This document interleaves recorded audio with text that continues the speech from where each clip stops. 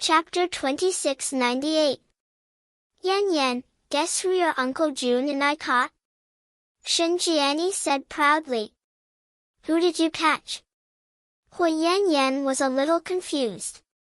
There's a door mirror over there. Take a look. Shen Jiani smiled as she pointed at the locked room. He Youngjun still didn't say anything. There was only a plate of peanuts and white wine left on the table. He was still drinking and didn't make a sound. No one knew what he was thinking. Hui Yan Yan was confused. She walked over and looked through the door mirror. Her face changed drastically. Mom, are you crazy? Do you know who they are? Hui Yan Yan was shocked. Silly girl, if I knew who they were, would I catch them? Shen Jiani looked up. Mom, do you want to die? They're Qin Chu and Huamin's children.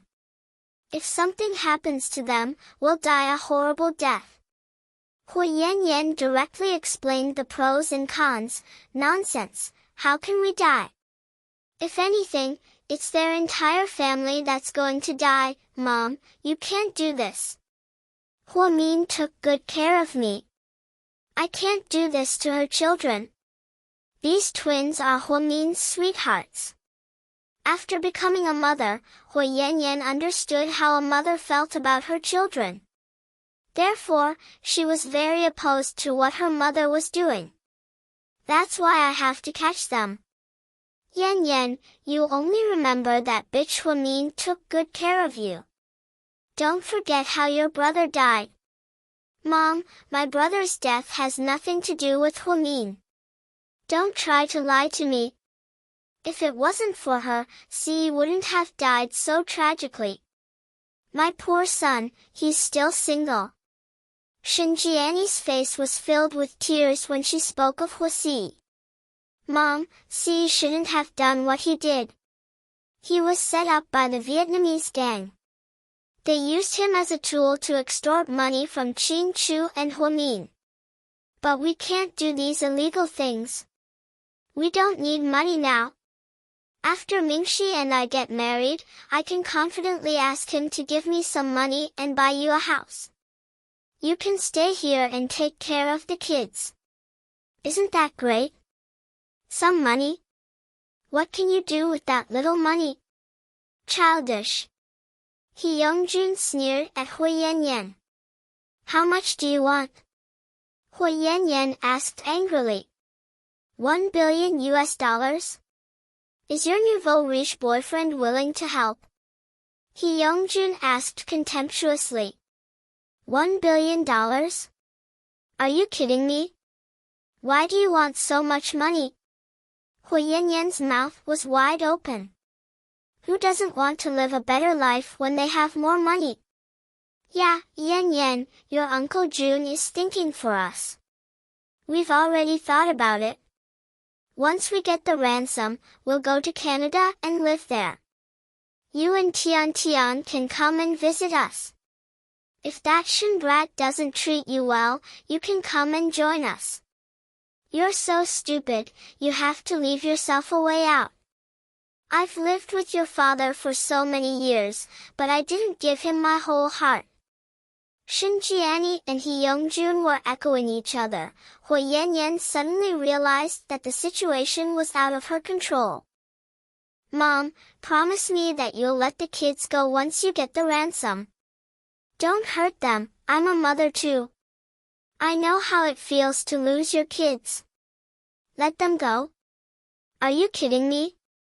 Yan Yan, when did you become so soft-hearted? I came back this time to take the risk and avenge your brother.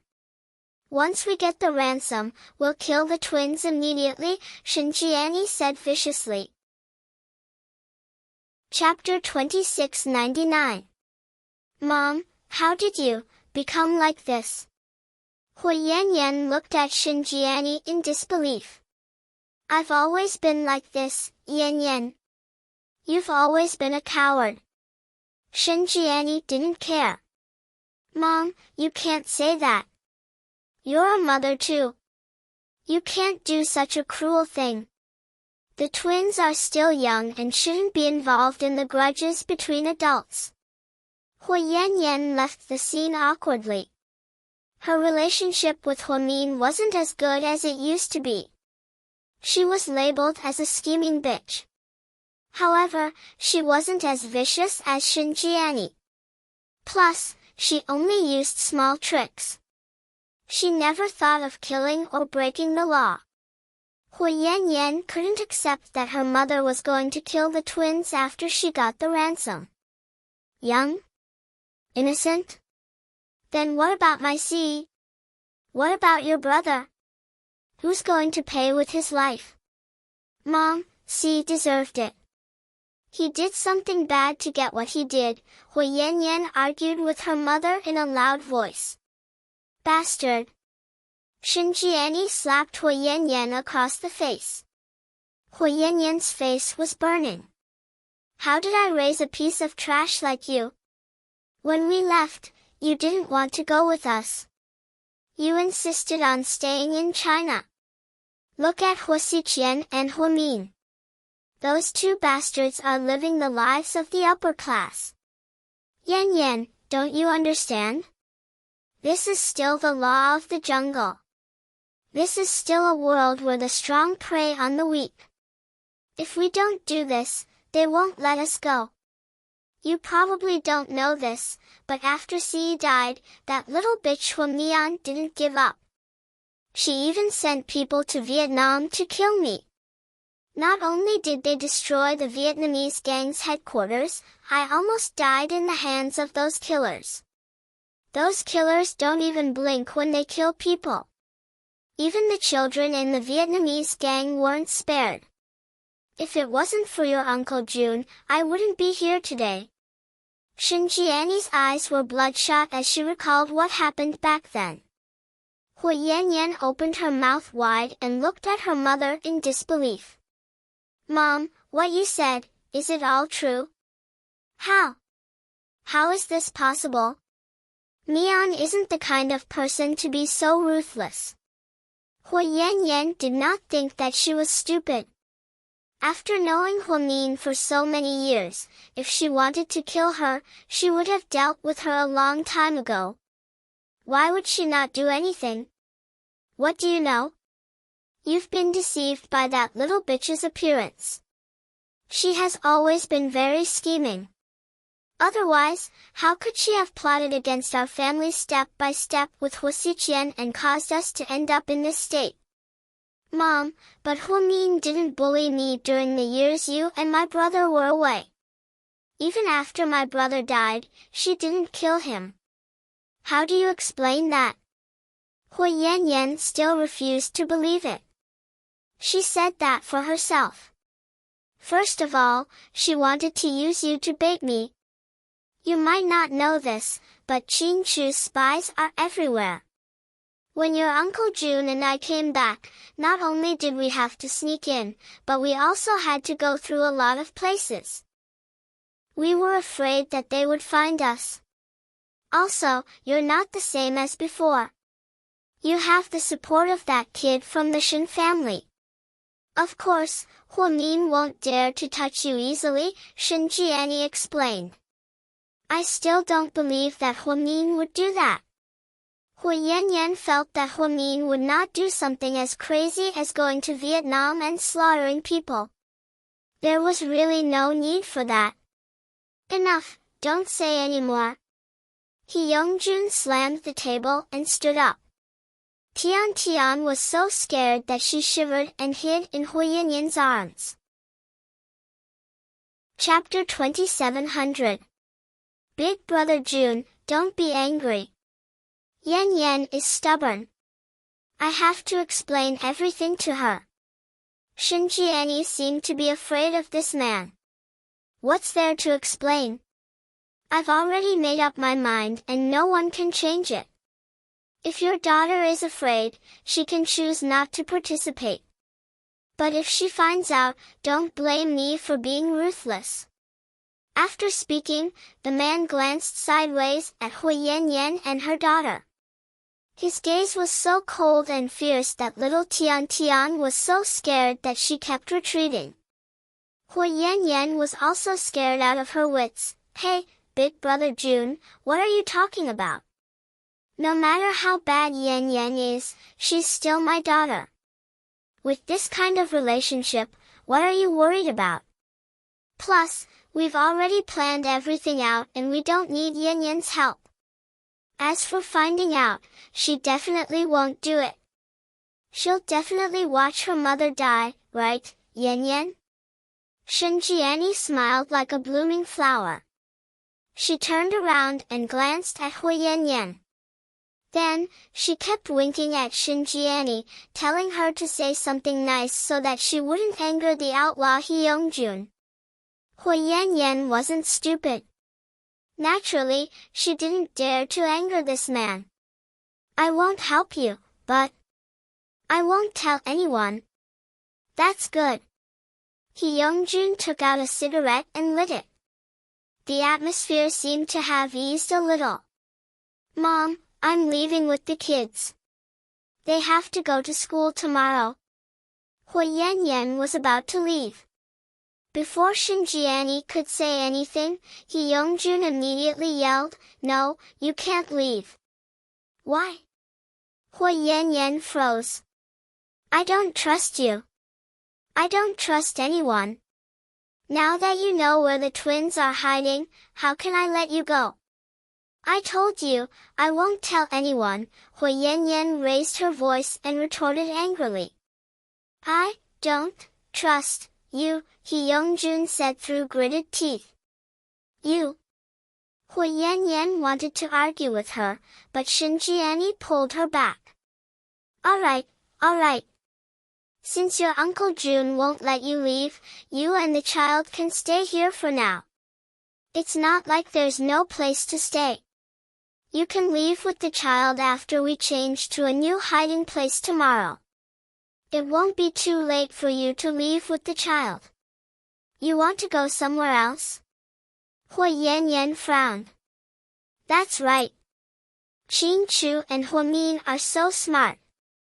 They'll find this place very soon. We have to change every day to keep our whereabouts secret. Hui Yan Yan gritted her teeth and didn't say anything. She picked up her phone and made a call as she said, since we can't go back, we should at least give Mingxi a call and let him know. Otherwise, he'll be worried. But before she could dial the number, He Yongjun snatched the phone away and smashed it on the ground. What are you doing? Hui Yan Yan roared. I can't call, and my phone can't be turned on. Hearing He Yongjun's words, Hui Yan Yan finally understood. He was afraid that he would be targeted. He was indeed cunning. Yan Yan, just listen to your Uncle June this once. Don't cause trouble. Shen Jiani was obviously speaking up for that man. Mommy, I'm scared. Tian Tian was so scared that she hugged her mother's thigh tightly. Don't be scared. Mommy's here. Yan Yan, take the child to that room and rest. We'll leave tomorrow morning. You and the child can go home. Shen Jiani said. Mom, do we really have to do this? Hui Yan Yan thought that if this didn't work out, her mother would end up like her brother. Qing Chu would definitely not let them go. Chapter 2701. Yes, I'll definitely avenge C. Hearing her mother's words, Hui Yan Yan didn't say anything else. She brought the kids into the small room. She could tell that her mother and that man were doing it for money and revenge. Her mother wanted to avenge her brother, so she didn't mind being used. That man, on the other hand, only wanted money. No matter what happened, as long as he was paid, he would do anything. Therefore, he was being used by her mother. The two of them hit it off and made use of each other. They had made up their minds and Hui Yan Yan couldn't persuade them on her own. Mommy. Grandma. Are they going to kill my sisters? Tian Tian asked softly as she nestled in Hui Yanyan's arms. Hui Yanyan didn't say anything. She hugged her daughter even tighter. A few days ago, her mother suddenly came back to China.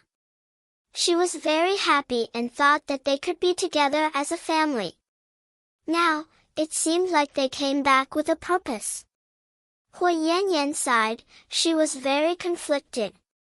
In the locked room, the twins had eaten their fill and were chatting on the bed. Little Bean, sis. I think I ate too much. Pudding, so? Little Bean, I want to go out for a walk to digest. Pudding, don't mess around. We're kidnapped. We're not on vacation. The door is locked. How can we go out? Little Bean, I just looked around. There's not even a toilet. Pudding, isn't there a bucket over there? If you want to pee, you can go there. Little Bean, you won't think I'm smelly, right? Pudding, it's an emergency. I'll bear with it. Little Bean, what if it's poop? Pudding, Chin Moo Moo, can't you eat less? Little Bean, I'll be sad if I don't eat enough. Don't you know me? Pudding, Little Bean, so, sis, what should we do now? Pudding got up helplessly. She walked to the door and tried to pull it. It was locked so tightly that she couldn't get out. Someone.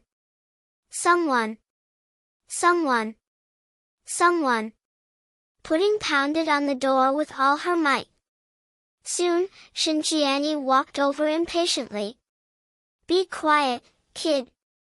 My sister wants to poop, Pudding said through the door. Isn't there a bucket inside? It's okay to pee, but it's not okay to poop. How can you sleep when it's full of smell? Don't cause trouble. If I tell you to stay inside, then stay inside. If you shout again, I'll pull out your tongue. Shinjiani deliberately threatened. No, we have to take my sister out to poop. Otherwise, the two of us will keep yelling and yelling. You won't be able to have any peace. Shinjiani didn't wait for him to finish. Pudding continued, if you pull out our tongues, we'll both die. Then, you'll ask my daddy for money. My daddy wants to listen to our voices and talk to us. What will you do then? If you don't want a few billion, you can do whatever you want. Shinjiani was speechless upon hearing this. What's going on? Youngjun put down his wine glass and walked over. Brother June, the two kids want to go to the toilet, they said they want to poop. Then bring them there. He won't run away, right? I heard that the two kids are very smart and cunning. Shinjiani was a bit hesitant. Are you kidding me? I, Youngjun, have killed countless people in my life. Why would I be afraid of two kids? Then. Okay, I'll let them out. Keep an eye on them and don't make any mistakes. Finally, Shinjiani agreed to open the door. This was the first time Pudding and Little Bean were let out after being kidnapped. Chapter 2702. It was also the first time Shinjiani looked at the two kids so closely. She was really beautiful. She was really good looking. Where's the bathroom? Pudding asked calmly. She didn't cry or make a fuss. Youngjun pointed at the shabby outhouse in the south. It's too dark over there. Don't you have a flashlight? Pudding turned around and asked. No. The phone has a flashlight function, Pudding reminded him. You want a phone? In your dreams. Don't think I don't know what you're trying to do. Keep your thoughts to yourself. Youngjun glared at Pudding and warned her. You're overthinking it. As long as you take out the card, you won't be able to locate it or make any calls. A phone without a card is useless. I don't know what you're afraid of. It's scary to be uneducated. Uncle, you look like you're not educated, Pudding mocked.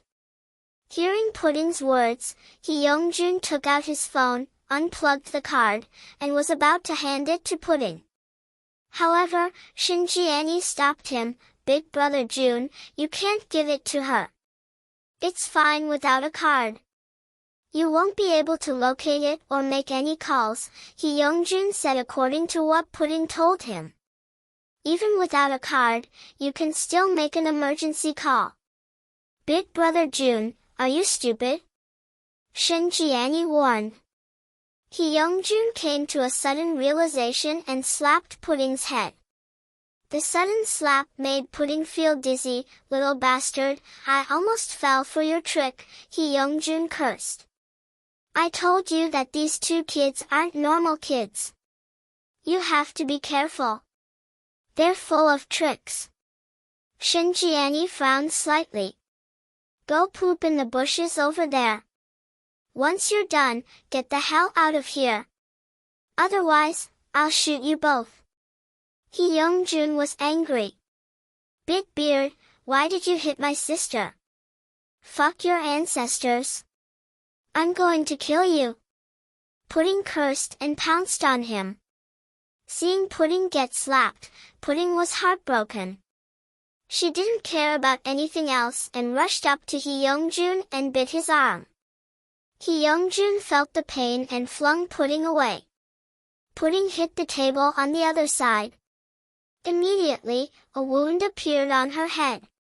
Blood flowed out and flowed down her delicate little face. Little bean. Pudding ran over and helped her sister up. After seeing the blood, she skillfully tore off the corner of her skirt and bandaged it for her. My sister is injured. We need to go to the hospital immediately. Pudding turned around and glanced at Hyungjun and Shinjiani coldly. Are you kidding? We're in the middle of nowhere. There's no hospital here. Shinjiani crossed her arms in front of her chest, looking indifferent. There's no hospital. A clinic is good too. Otherwise, there will be wounds on the head. If it gets infected, it will cause tetanus. Because their mother, Hwamin, was a doctor, the twins had been influenced by her since they were young. They knew how to treat illnesses and maintain their health. Even their first aid techniques were not inferior to those of professional nurses. This was the way of survival that their mother had taught them. Pudding didn't expect it to come in handy so soon. We don't care about that. We are only responsible for asking your parents for money. Hyungjun glanced at the two children mercilessly. But if we die, you won't get a penny. My daddy and mommy won't give you any money if they don't see you alive. You're not dead yet, right? You won't die if you hit your head. Don't worry, don't be so pretentious, Shinjiani interrupted. Pudding picked up a bowl on the table and smashed it. She quickly picked up a piece of broken rice and pressed it against her neck. If I die now, I promise you, you won't get a penny, and you'll die a horrible death. Pudding's eyes were very calm and collected. Even adults like Shinjiani and Hyungjun were a little flustered. Chapter 2703. Inside the house, Hui Yan woke up and saw what was happening. Mommy, little bean is hurt. Her head is bleeding.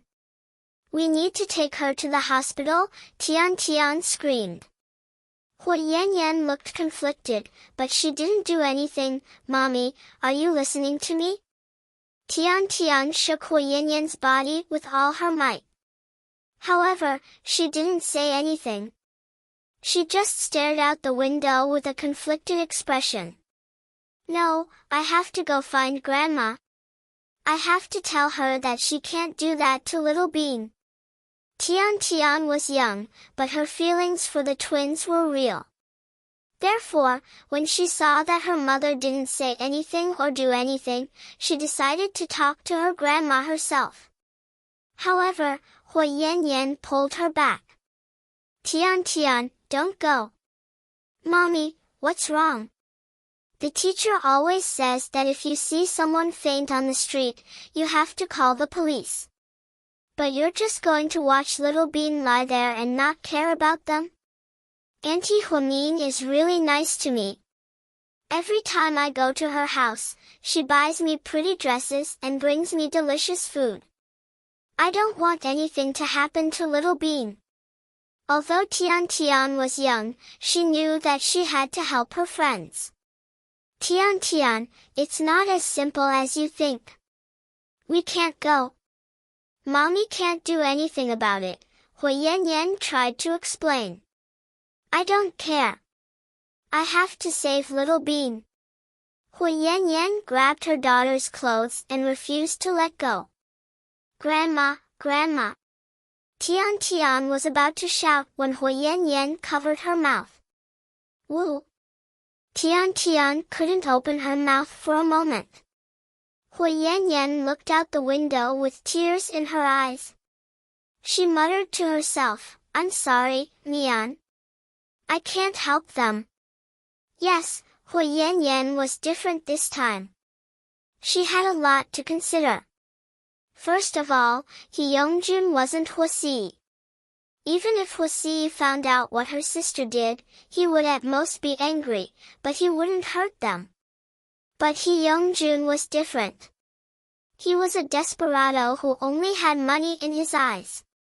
It was obvious that his mother was afraid of him. Therefore, he definitely could not provoke him. Judging from how he had angrily smashed Hui Yan's phone, it was obvious how fierce he was.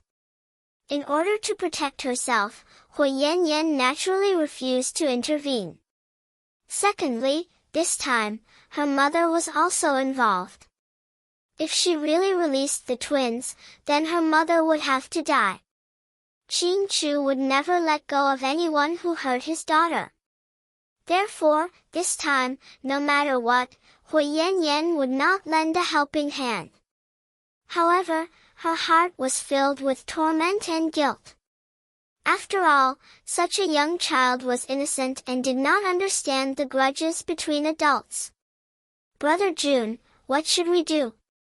Shen Jiani panicked. Hyungjun didn't say anything. Looking at Pudding's neither servile nor overbearing eyes, he finally compromised. Take them to the clinic. It's so late. How can there be a clinic? Shen Jiani complained. There should be one in the village. This place isn't safe anyway. We still have to change tomorrow morning. Why don't we go now? Okay. I'll go and wake Yan and the twins up. No need. They can stay and leave by themselves in the morning. Hyungjun's words were obvious. He didn't trust Hui Yan. Okay then. Shinjiani didn't dare to say more and followed Hyungjun's instructions. Half an hour later, Hyungjun drove a black car with a fake license plate and left the barren land with Shinjiani and the twins. They headed towards another village. On the way, Pudding hugged her sister and comforted her, Little Bean, we're almost at the clinic. Hang in there. Chapter 2704. At South Hill Manor, Huamin didn't sleep the entire night. In the morning, she was so anxious that her throat was hoarse and she caught a cold. She coughed violently, over and over again. Cough, cough, Mian, take some medicine. You're coughing so much, what should we do? Qin Chu's heart ached. He took out a box of cough-stopping Chinese medicine from the first aid kit and held a glass of warm water. Huamin waved her hand. No, I'm fine. Honey, do you have any news about the kids? Not yet, but I believe we will soon. They can't leave the city, city is only so big, Chu comforted his wife.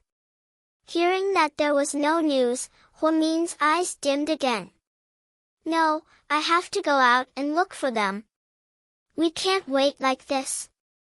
They might be locked up in some cold corner, waiting for us to save them.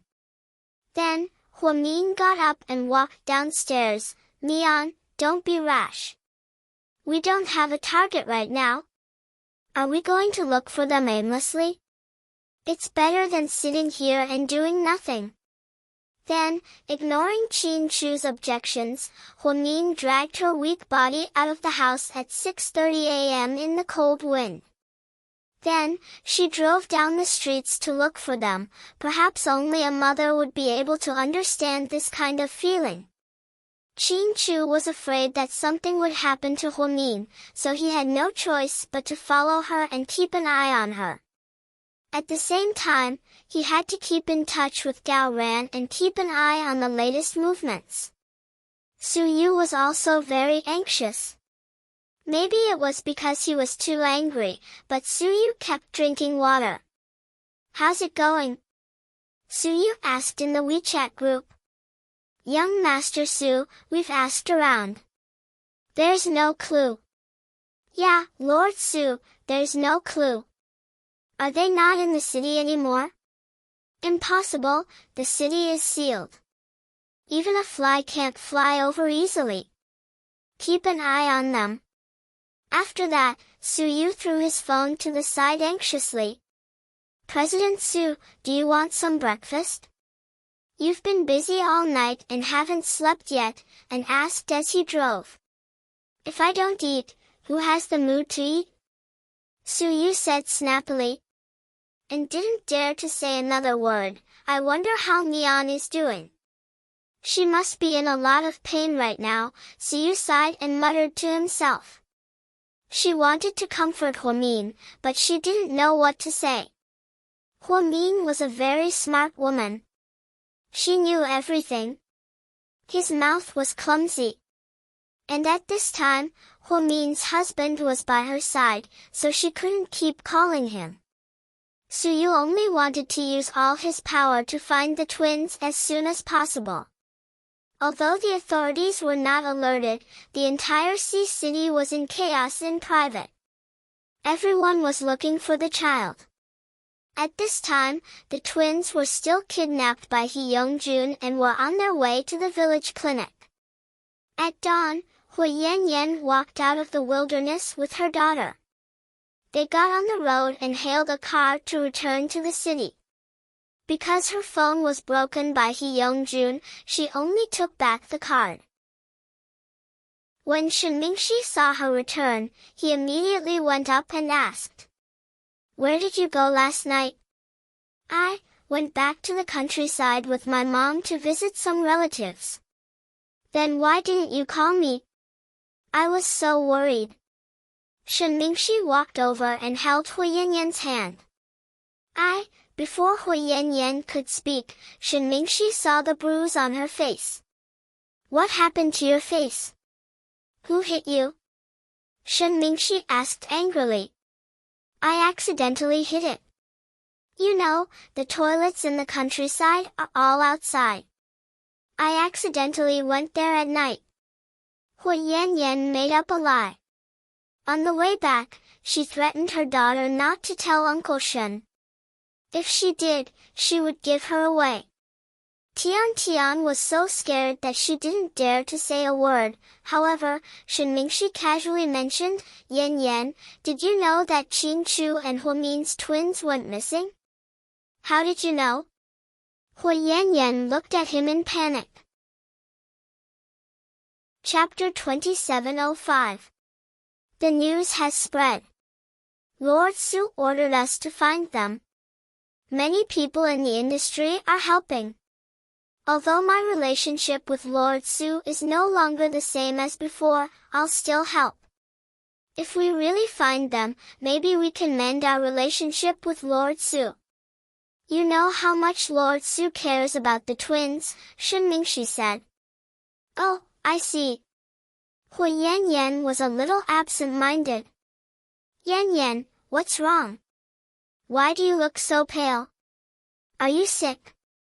Shen Mingxi was worried when he saw Hui Yan Yan's pale face. No. I'm fine. Maybe I just got carsick. Oh, where are your mom and the others?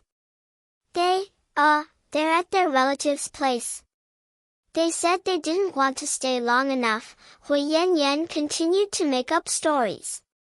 Oh, did you tell them about the house? Don't worry. Since she's your mom and your only family in the world, I won't neglect her. I know. Hui Yan Yan actually felt guilty. Shen Mingxi was indeed nice to her.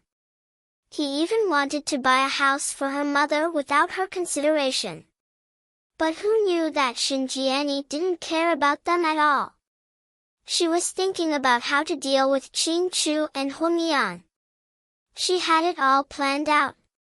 With a ransom of $1 billion, why would they care about a house in Shen Mingxi's place? Uncle Shen, Tian wanted to say something. However, Hui Yan Yan interrupted her. Tian, let's go to kindergarten. She doesn't seem to be feeling well. Why don't you stay with her for a day? Shen Mingxi tried to persuade her.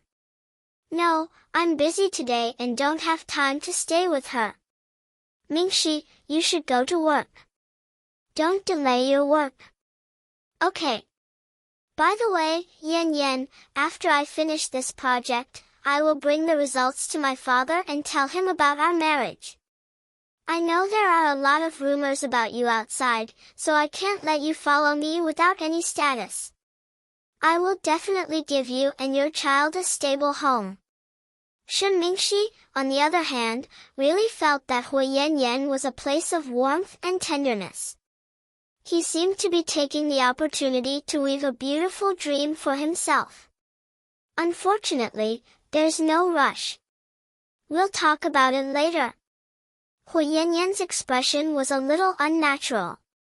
After they got into the car, Hui Yan Yan warned her daughter again. Tian, you can't talk about your two younger sisters anymore, okay? Mom, I know. Tian, you have to remember that if you keep talking, you, Mom, and Grandma will all die. Even your Uncle Shen will be implicated. Do you understand? I know. Tian doesn't want Mommy to die, so she won't say anything. The child couldn't take the threat and didn't dare to say another word. After sending her daughter to kindergarten, Hui Yan Yan still felt uneasy. Just then, she received a call from her mother using a new number. Yan, Mom. Are you home yet? Did the child go to school? Hui Yan nodded. Yan, your Uncle Jun looks cold, but he's actually a good person. He's been taking care of me, so. Shen Jiani stopped talking. Mom, don't say anything. I know. I won't tell anyone, and I won't report you. You're my mother, I won't watch you die. Hui Yan Yan's heart was heavy. That's good. By the way, I forgot to tell you something. What is it? Your Uncle Jun has already avenged you. I told him to do so. He's a good brother, right? Mom, what do you mean? What revenge? Hui Yan Yan was confused. Chapter 2706. You silly child, why haven't you realized what's going on? Mom, I really don't understand what you mean. Hui Yan Yan frowned slightly. Your scumbag ex-husband, how could I let him off the hook after what he did to you and what he did to you? Hui Yan Yan's ex-husband was indeed a scumbag. When Hui Yan Yan became rich and married young Master Shen, he tried to blackmail her from time to time. However, Hui Yan Yan didn't let him get away with it. She even hired someone to beat him up. She thought that no matter how bad he was still Tiantian's biological father, so she didn't kill him. She didn't expect, "Mom, what did He Yongjun do to him?"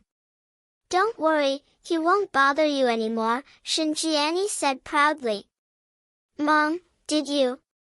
Hui Yanyan didn't even dare to think about it. "Yeah, it's completely taken care of," Shinjiani said. Hui Yanyan's heart sank. "Mom, okay, I'll tell you the details later. Let's not contact each other for a few days. Qin Chu and Huo Xiqian are smarter than monkeys. I don't want to drag you into this, so you don't have to worry about our safety. I'll call you after Uncle June and I get the ransom and leave the country safely. Also, don't worry, Qin Chu and Huo Xiqian won't cause you any trouble after their children die. Your Uncle June promised me that after he gets the ransom, he'll smear poison on the bodies of the two children." Before Hui Yanyan could say anything, Shinjiani continued, "Then I can avenge my son, see. Yanyan, I miss him. I miss your little brother. Mom, he's been gone for so long, let's not talk about the past. Revenge breeds revenge. I always wanted to trip up Huo Xiqian to avenge us, but in the end, I couldn't do anything and almost got myself killed. You don't know how scared I was when Huo Xiqian kidnapped my Tian. In the end, it was Huo Min who saved me. What do you know? That was a show put on by Huo Min and Huo Xiqian to trick you." "I don't think so, Mom. Huo Min isn't that bad, it's just, you've been treating him, that's enough, Yan. We've already come this far and there's no turning back. That's all." Then, Shinjiani hung up the phone. Mom. Hui Yanyan called her mom twice but didn't get a response. She felt bad when she heard the phone hang up. Right now, she was already riding a tiger and had no way to back down. Moreover, she was placed in a difficult position like a machine. To be honest, she wasn't evil. She didn't want to be enemies with Huo Min. But she didn't want her own mother to die. Her mother was right about one thing. It was too late now. If Qin Chu knew who kidnapped his daughter, he would skin her alive to vent his anger. Morning, inside a rural clinic, He Yongjun and Shinjiani brought the twins to the clinic. It was early in the morning and the clinic wasn't open yet. He Yongjun knocked for a long time before the doctor impatiently opened the door. "It's too early. We're not open yet. Let's go back. We can't wait." "Our child is injured," He Yongjun said coldly. The doctor opened his eyes and saw little Bean with blood on her head. "Oh, the child is seriously injured." "No, I'm a rural doctor. I can't treat her. Go to the hospital in the county." The doctor didn't want to take responsibility, so he refused. He was about to close the door when He Yongjun grabbed him. "What are you doing?" The doctor was angry. Chapter 2707. "Today, whether you want to or not, you have to see me," He Yongjun said with a dark expression. "Why are you so unreasonable? Let me tell you, I'm not here to treat children. I'm just a village doctor. I can't treat people in the city. If something goes wrong, who's going to take responsibility? I'm doing this for your own good. It's only about 60 kilometers from here to the county. If it's further, it's about 90 kilometers to Sea City. There are big hospitals there with good equipment. The First Hospital or South Side Hospital are all famous. Why do you have to come to a small place like mine?" The village doctor was a middle-aged man in his 40s. He wore glasses and spoke in a local dialect. It was obvious that he wanted to shirk responsibility, so he sent them away. Stop talking nonsense. Just do as I say. I'm not feeling well. I won't see you. This is my house. I call the shots. Hyungjun's rude attitude angered the village doctor. He refused to see Little Bean. The two sides were in a stalemate. Suddenly, Hyungjun took out a dagger and pressed it against the village doctor's neck. Hey, what are you doing? The village doctor's expression changed. Stop talking nonsense. Hurry up and treat the kid. Hero, let's talk nicely. Put down the knife. The village doctor was so scared that he almost peed his pants. Throughout the whole process, Shinjiani didn't say a word. She watched the twins closely from behind, afraid that something would go wrong. Seeing that these people weren't easy to deal with, the village doctor stopped the stalemate. I'm warning you. Don't play tricks. I'll put down the knife. Treat the kid. If you dare to scream, I'll kill your whole family. Yes, yes, yes. Hero, please spare me. I'll treat her. In the end, the village doctor was so scared that he opened the door with trembling hands and let them in. Little Bean, bear with it, Pudding encouraged her sister. Sis, I'm fine. I have thick skin. It won't hurt. Little Bean was still smiling, afraid that her sister would be worried. Seeing this, Pudding felt even sadder. She really regretted not analyzing the situation calmly when she saw Tian Tian being carried. She went out with her sister and fell into a trap. Now, her sister was hurt. If something really happened to Little Bean this time, she would be dead. In that case, she wouldn't be able to live on. He wasn't afraid of his parents scolding, but he couldn't bear the fact that Little Bean was leaving. Since they were twins, they should live together and die together. After the four of them entered, the village doctor's wife also got up and quickly poured tea for them. Shinjiani sat on the chair, fiddling with her long nails. Hyungjun was like a statue. His face was dark as he sat at the door, holding the shiny dagger in his hand. Pudding stood beside Little Bean. She watched as the doctor bandaged her wound. Doctor, how is my sister's injury? Fortunately, it's not that deep. It's just that there's a lot of bleeding. Stop the bleeding and give me an anti-inflammatory injection. I'm afraid she has tetanus. Treat her properly, Pudding said. That's not a problem. He won't get tetanus so easily. It's not like he was bitten by a dog, said the village doctor. Hyungjun shot him a murderous look, and he didn't dare to say anything else. There's no need for anti-inflammatory injections. Wrap it up and we'll leave. Seeing that it was already dawn outside, Hyungjun said vigilantly. No, you must give my sister an anti-inflammatory injection, Pudding insisted. Kid, don't be so shameless. Hyungjun was a bit anxious and lost his patience. Chapter 27:08. That won't do.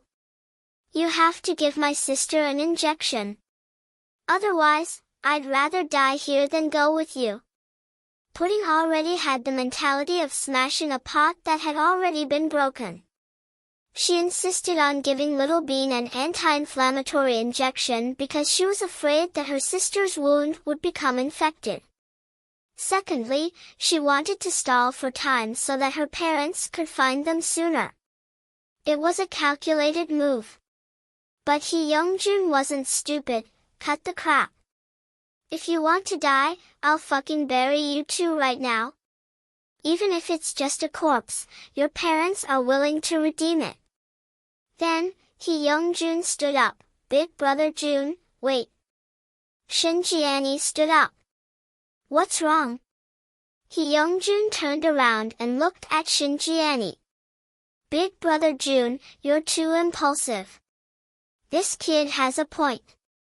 Although dead bodies can be exchanged for money, you won't get 1 billion. Plus, we have a follow-up plan. How about this? Let the village doctor give the kid an injection in her butt. It won't waste time and it can also reduce the inflammation. It's killing 2 birds with 1 stone. Yeah, that's a good idea. Doctor, give her an injection in her butt, Hyungjun ordered. Pudding was about to say something when Shinjiani looked at her. However, Shinjiani looked over and said, Little brat, I know that you are smart and full of tricks. Don't think that we are fools and play tricks on us. Aren't you worried that your sister's wound will be infected? Intramuscular injection will work too. It won't waste time and we have agreed to your conditions. If you continue to nag us, both of you will die here. Hearing Shinjiani's words, Pudding didn't say anything else. She thought to herself that this woman was indeed smart and meticulous. If he wanted to find a way to escape, it would be impossible. The two of them worked well together. Hyungjun was brave but not smart, while Shinjiani was smart. The two of them were very difficult to deal with. Plus, their anti-reconnaissance skills were very strong. If this continued, the chances of them escaping were slim. Moreover, Pudding felt that even if they got the ransom, they wouldn't be able to escape death. Pudding didn't say anything else, afraid that she would anger these two fugitives. The village doctor was so scared that he almost peed his pants. Listening to their conversation, he knew that they had run into a criminal. They kept talking about death and corpses. After disinfecting Little Bean with trembling hands, the village doctor hurriedly prepared an anti-inflammatory needle for her butt. Sis, I don't want to get a needle in my butt. It'll definitely hurt. Little Bean pouted. Go ahead, it's good for you. Bear with it, it'll be over in a few seconds, Pudding comforted. But your butt will be bruised, and it'll be hard for you to walk on one leg. It's so painful. This is not a good idea. Then, Little Bean looked at Shinjiani angrily. She knew that she was the one who came up with this lousy idea. After the injection, Little Bean grimaced in pain as Hyungjun dragged her out. Pudding followed closely behind. Shinjiani took out 500 yuan from her wallet and placed it on the table. Take this money, but don't talk nonsense. Otherwise, you know what I mean. I know. I won't say anything. I haven't seen you guys before. The village doctor was smart. He nodded and promised. Yes. Shinjiani nodded with satisfaction, and the 4 of them got in the car. Big brother Jun, where are we going? Drive into the mountains. The terrain here is complicated. It's easy to defend and hard to attack. Even if our whereabouts are exposed, we won't be caught immediately. After Hyungjun spoke, he started the car. After hearing their conversation, Pudding suddenly felt that this time, she and her sister might be doomed. Chapter 2709. Huamin was still searching aimlessly. An entire morning had passed, but she still couldn't find anything. She squatted down at the intersection of a busy street and cried her heart out. Chin Chu was behind her. He took off his jacket and put it on her. Honey, if anything happens to our daughters, I don't want to live anymore. Huamin's voice was broken. Their voices were extremely unpleasant to the ears. Don't say things like that. Our daughters will be fine. Trust me. Chu gently squatted down beside her. He opened the thermos and handed it to Min. Min forced herself to take a small sip. Are you hungry? I'll take you to eat something. You can't go on like this, Chu carefully coaxed her. Not far away, Yan walked out of the mall and saw this scene. She clenched her fists tightly. She knew that Min must be feeling terrible after losing the kids. She also knew where the twins were, but she couldn't tell them. She wanted to go up and comfort them, but then she remembered that Chu and Min were too smart. If he accidentally said something wrong, or if his expression was unnatural and caused suspicion, it would be equivalent to indirectly harming his mother. Although her mother was an evil woman, she still didn't want to lose her last family member in the world. With that thought, Yan turned around and left. At this moment, Chu's phone rang. He picked it up, glanced at the caller ID, and hung up. Zhang Manlin clenched her teeth and walked around South Side with a terrible expression. She called Chu all morning, but he rejected her every time. That shouldn't be. Did she do something wrong? Or did he see something wrong? Just then, she heard the conversation between two nurses. Vice Director has been taking a lot of time off lately. She didn't come today. Yeah, Vice Director is so dedicated and rarely misses work. If she didn't come, it must be something important. Is she pregnant? Didn't the Vice President always want a second child? She only has 2 daughters and no son. I don't know. Who knows? But, if the Vice Director is pregnant, Zhang Manlin won't be able to play around anymore. Haha, she won't be able to keep her dream of being a mistress. The 2 nurses didn't notice Zhang Manlin, who had a terrible expression on her face. After they left, Zhang Manlin angrily called Qian. Brother Qian. Lin, go ahead. Is Min pregnant? Where did you get this information from? Qian was stunned. Min asked for leave again today. I just called Chu, but he didn't pick up. I felt like something was wrong, so I wanted to ask you. Didn't you plant a spy in her house? If she was pregnant, you would definitely know, right? Oh, I see. Then don't worry, she's not pregnant, Qian said confidently. Really? Zhang Manlin was pleasantly surprised to hear Qian say that Min wasn't pregnant. Yes, Kaiyue reports to me every day.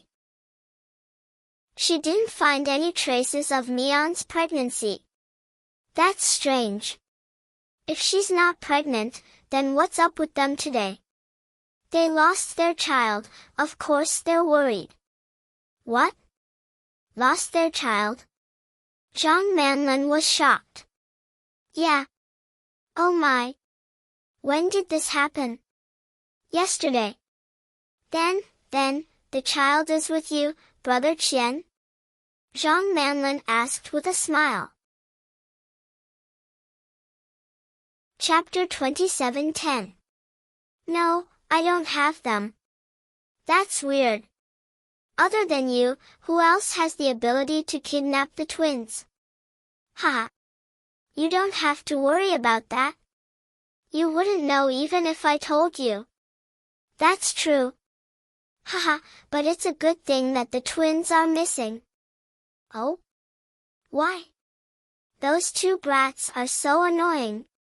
Zhang Manlin gritted her teeth as she thought about how Little Bean made fun of her last time. Oh, I see. Oh, right. Since you're free now, you can go back to your hometown or something. Otherwise, when things get busy later, you won't be able to go back. You're right. I'll go back tonight. Big Brother Qian, can you get me a car? Okay, I'll ask Aching to bring it to you later. Okay. Thank you, Big Brother Qian. Zhang Manlin happily went to ask for leave. That night, Achin was ordered to deliver a black Mercedes-Benz GLK to Zhang Manlin. Satisfied, she drove back to her hometown in the mountain village and bought a lot of things. It wasn't very far from her home. Zhang Manlin always wanted to buy a car but didn't dare to be too ostentatious. However, her vanity got the better of her and she wanted to impress her neighbors when she got home. Therefore, she asked Tuosi Qian to arrange a car for her. She was supposed to take the highway, but because a section of the highway was under temporary maintenance, she had to take the dirt road. At 6:30 p.m., she passed by a small town. She was hungry, so she parked her car on the side of the road and wanted to eat something. There weren't many choices in the small town. Zhang Manlin glanced at the little young noodle house and thought it was good. She wanted to eat a bowl of zhejiang noodles. However, the moment she walked in, she was dumbfounded. There were 2 tables of guests. One table was occupied by 4 migrant workers. They were eating noodles and chatting. The other table was occupied by 2 adults and 2 kids. The 4 of them didn't say a word and ate noodles in silence. She recognized the 2 kids. They were Huomin's twins. But why were they here? Little Bean's head was wrapped in a white bandage. She was eating noodles in silence. Pudding poured water for Little Bean and looked around. She could call for help in a crowded place, but she knew that if she did that, she wouldn't be able to save herself. Not only would he not be able to save himself, he might even implicate those innocent people. This He Young-jun was very skilled. Not only did he have a dagger, but he also had a pistol. There were even explosives in the car. Pudding turned around and glanced at Zhang Manlin. She froze for a second when she saw her. Then, she turned around as if she didn't know them. Yes, she was afraid. She was afraid that He Young-jun and Shin Jiani would give themselves away. What would you like to eat? The owner asked Zhang Manlin. Boss, 1 bowl of noodles. Zhang Manlin smiled as she sat on the side. Shin Jiani inadvertently raised her head and was so scared that she broke out in a cold sweat. Oh my god, this woman looks so much like that little bitch. Shin Jiani said. Like who? He Young-jun asked cautiously. She looks like their mother.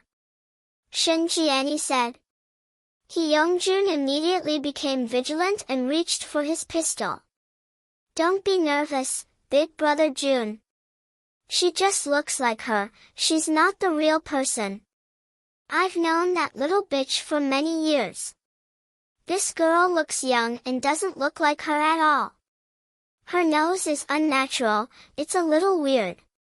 Shin Jiani looked at Zhang Manlin carefully. She realized that she was very different from Huomin. She didn't have the aura that Huomin had.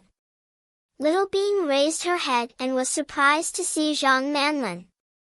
Then, just as she was about to speak, Pudding immediately picked up a small piece of meat for her and said, Little Bean, don't talk so much when you eat. Eat more meat and you'll recover faster.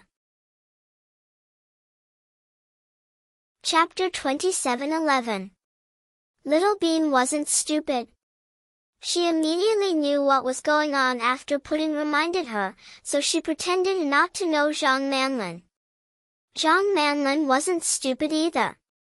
She was alone, so if she gave herself away, she wouldn't have a good time. The person who dared to kidnap the twins in broad daylight was no ordinary person. The man in his 40s didn't look friendly. She was afraid that she would be in danger, so to protect herself, she didn't say anything. The group of people ate in silence.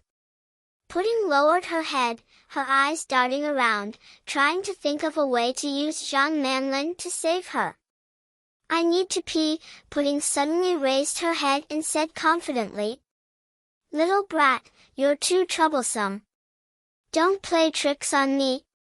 Youngjun was extremely impatient. Can't you be reasonable? I can go to the washroom. Do you want me to suffocate to death? Pudding retorted. Let her go, Brother June.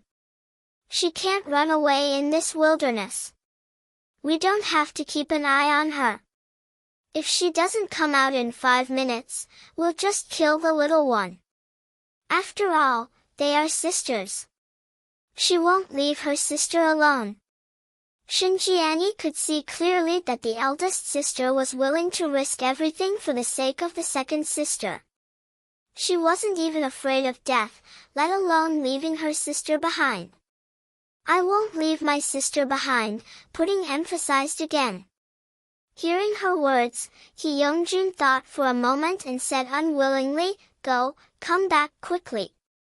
If you don't want anything to happen to your sister, remember, don't play tricks on me, or else I'll kill the little one immediately. When Pudding got up, Little Bean held on to her sister's hand in fear and refused to let go. Yes, she was very afraid of being abandoned by her sister. Although she knew that her sister wouldn't, she was still very worried and insecure. Little Bean, I'm just going to pee. I'll be back soon. Don't worry, I won't leave you behind. Pudding comforted her gently. Little Bean nodded with tears in her eyes and finally let go of her sister's hand. Then, Pudding turned around and walked towards the washroom. When she passed by Zhang Manlin, she purposely slowed down her pace, trying to get her attention. Zhang Manlin wasn't stupid. She saw that Pudding was deliberately stalling, so she paid attention to her. Not long after Pudding entered the washroom, Zhang Manlin pretended to answer a call and got up. Hey, Mom, I'm almost home. Don't rush me. I'm starving. I'll eat some noodles on the way. Don't worry about me. Zhang Manlin's accent was very old-fashioned. She made the call as she walked towards the bathroom. It didn't attract Xinjiani's attention at all. She used the excuse of answering the phone to divert their attention. When they got close to the bathroom, Pudding saw Zhang Manlin come in and whispered, Come in and close the door. You two. What's going on? Zhang Manlin pretended not to know that they were kidnapped. Little Bean and I were kidnapped. The people outside are my daddy's enemies. They're also outlaws. They want to use us to get money from my daddy, and then kill us. That's scary. Zhang Manlin was shocked. Miss Zhang, now. I need your help. She addressed Zhang Manlin as Miss Zhang, which made it clear that they weren't close. Pudding was a very proud child. She wouldn't flatter Zhang Manlin just because she needed help. How can I help you? Zhang Manlin looked at the child in front of her and asked. Chapter 27:12. It's simple. All you have to do is call my dad and tell him where we are. He'll find us as long as he knows the approximate area. That won't work. We're already quite far from Sea City. I heard that the city was sealed off. How did you guys get out? Zhang Manlin was curious. This man is very cunning. He took us on a dirt road and a mountain road. It took us a long time to get out. Plus, this place is very secluded, Pudding explained. That's even more difficult.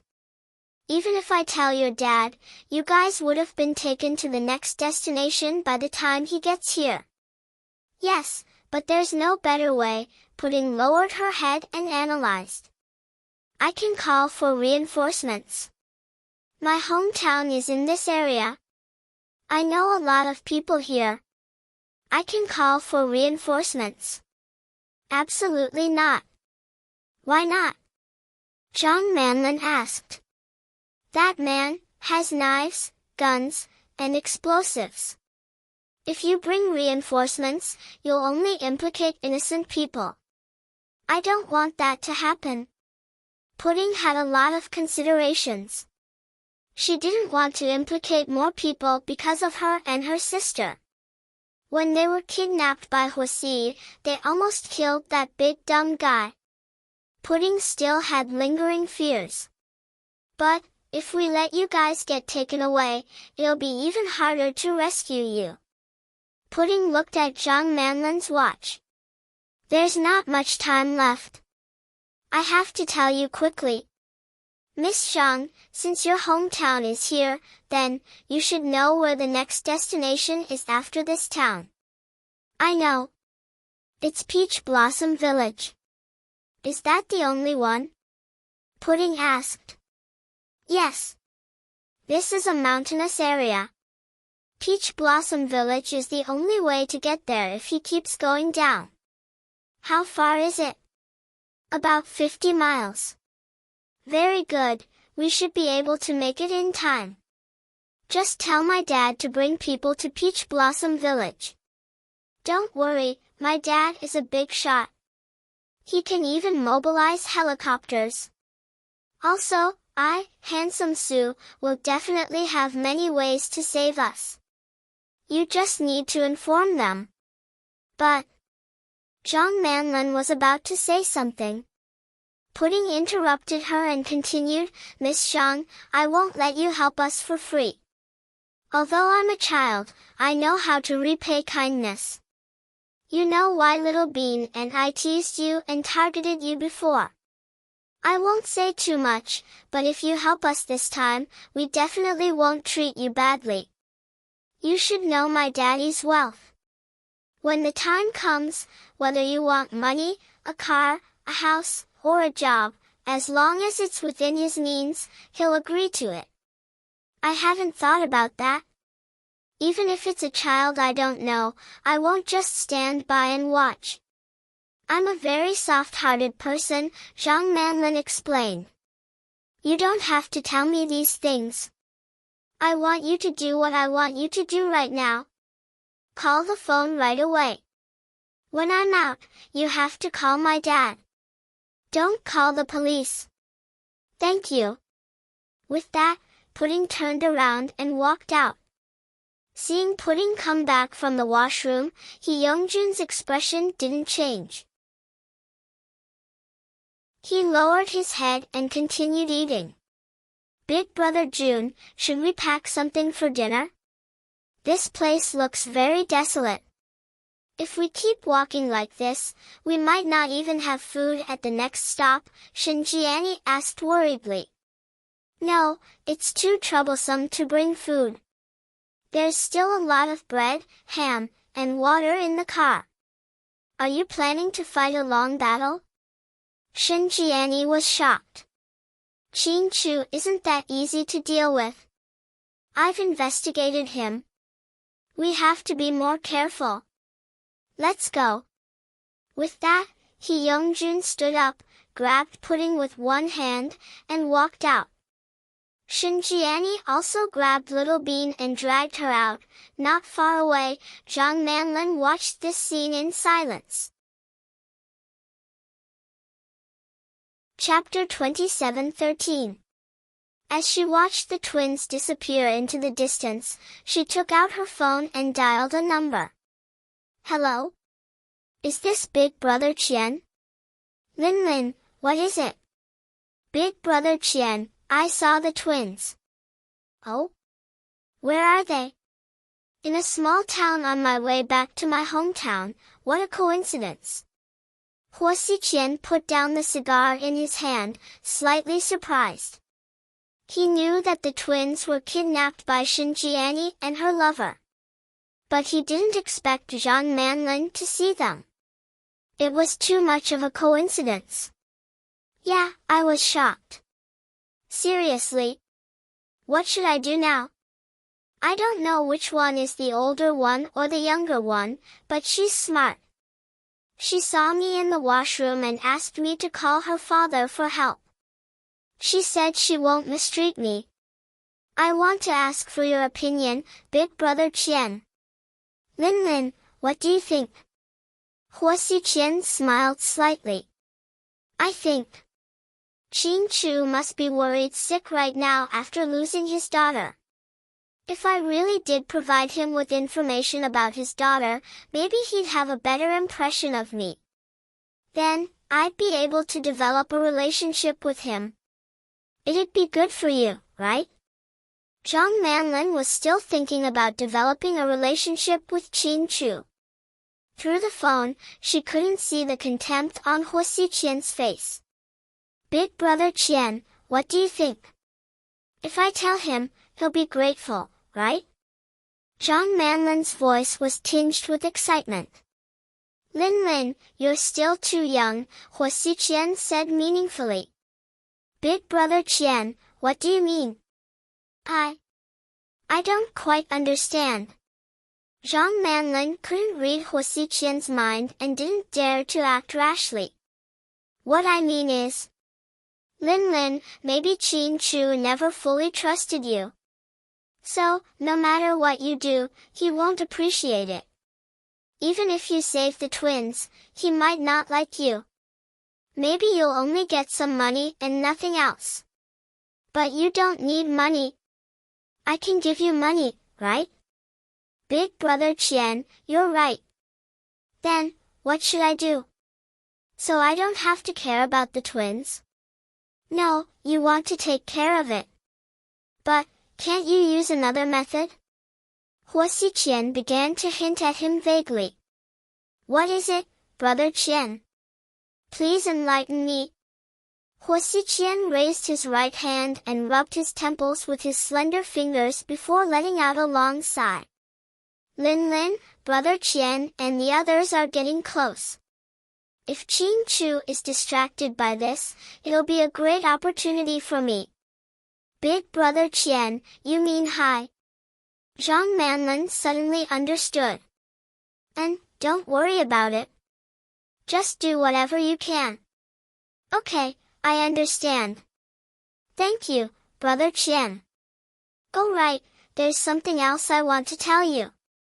Go ahead, Big Brother Qian, Zhang Manlin said politely, not daring to offend Huo Xiqian. The twins are very smart. If you didn't ask for help for them, then you should think of a way to get yourself out of this situation. Otherwise, they won't let you get away with it. All right, I understand. After hanging up, Zhang Manlin gritted her teeth and didn't say anything else. On the other side, after hanging up, Aching asked anxiously, Boss, what do you mean by this? You don't understand, do you? Boss, you've always loved Miss Hua.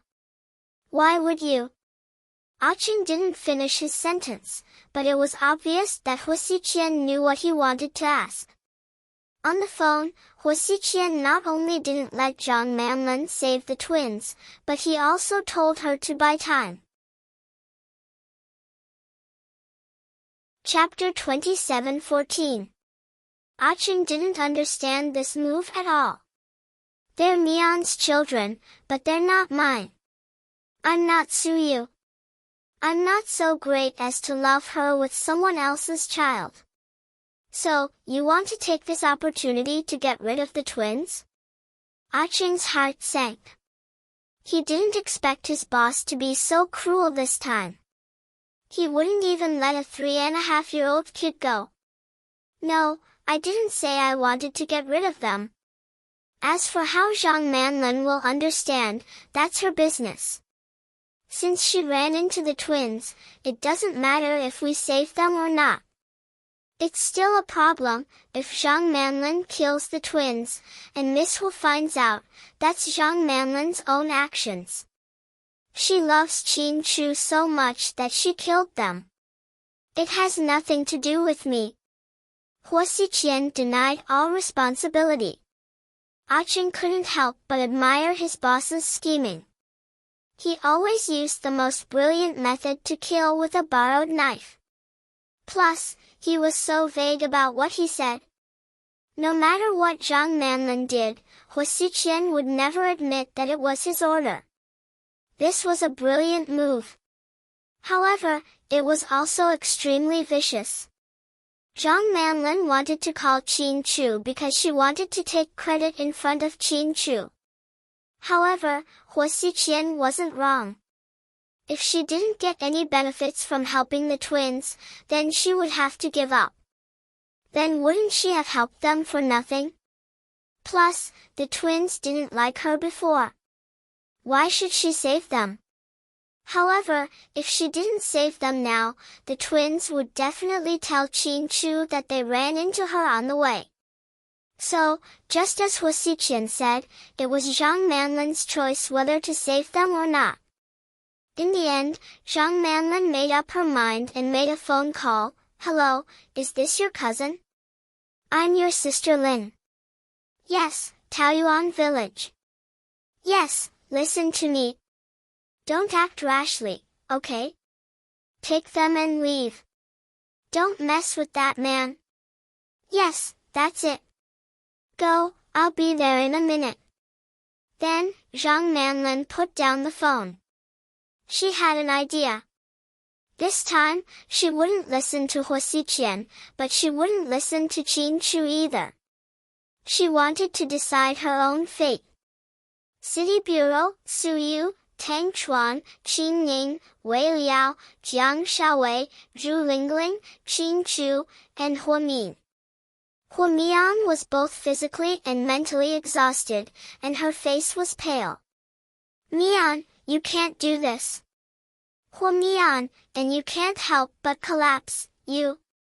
Heartbroken, Zhu's heart ached. Suddenly, Huo's heartbeat beat of T2's, she immediately followed him. "If we still can't find the kids, Mian will go crazy," Zhu Lingling said with tears in her eyes. "We want to. We've tried our best, but there's still no news. Did we really kidnap them? But the kidnappers haven't called. It's already past the golden 12 hours. If the kidnappers aren't after money, are they here for revenge? Then, could it be that the children have already?" Tang Chuan paused. Qin Ning punched Tang Chuan on the shoulder. "Go to hell. Don't say things like that. I'll break up with you." No. I'm just guessing. Calm down, Ning Ning. I'm just saying. Tang Chuan realized he had said something wrong and immediately tried to appease Qin Ning. "You can't just say things like that. The twins will come back safe and sound." "They will." Qin Ning leaned on Tang Chuan's shoulder and sobbed. "Qin Chu, do you have any other ideas?" Su Yu looked up at Qin Chu, crestfallen. Chapter 27:15. Let's wait. We can only wait. Qin Chu's confidence took a hit. He thought that the kidnappers would call him in 12 hours, but, seeing Huo Min on the verge of breaking down, Qin Chu wasn't in a good mood either. His mood was similar to Huo Min's. However, he was a man and had to carry the family on his shoulders. He couldn't fall at this time. "We can't wait. I'm dying of anxiety." Su Yu stood up and paced around the office anxiously. What the hell? There are so many surveillance cameras in the city, but they couldn't catch the kidnapper. Wei Liao was puzzled. This shows how good the kidnapper is at avoiding detection. Tang Chuan added. "I still don't believe that Huo Xiqian has nothing to do with this. Even if he didn't do it, he should at least know about it. He has so many spies, but it doesn't make sense for him to say that he doesn't know anything."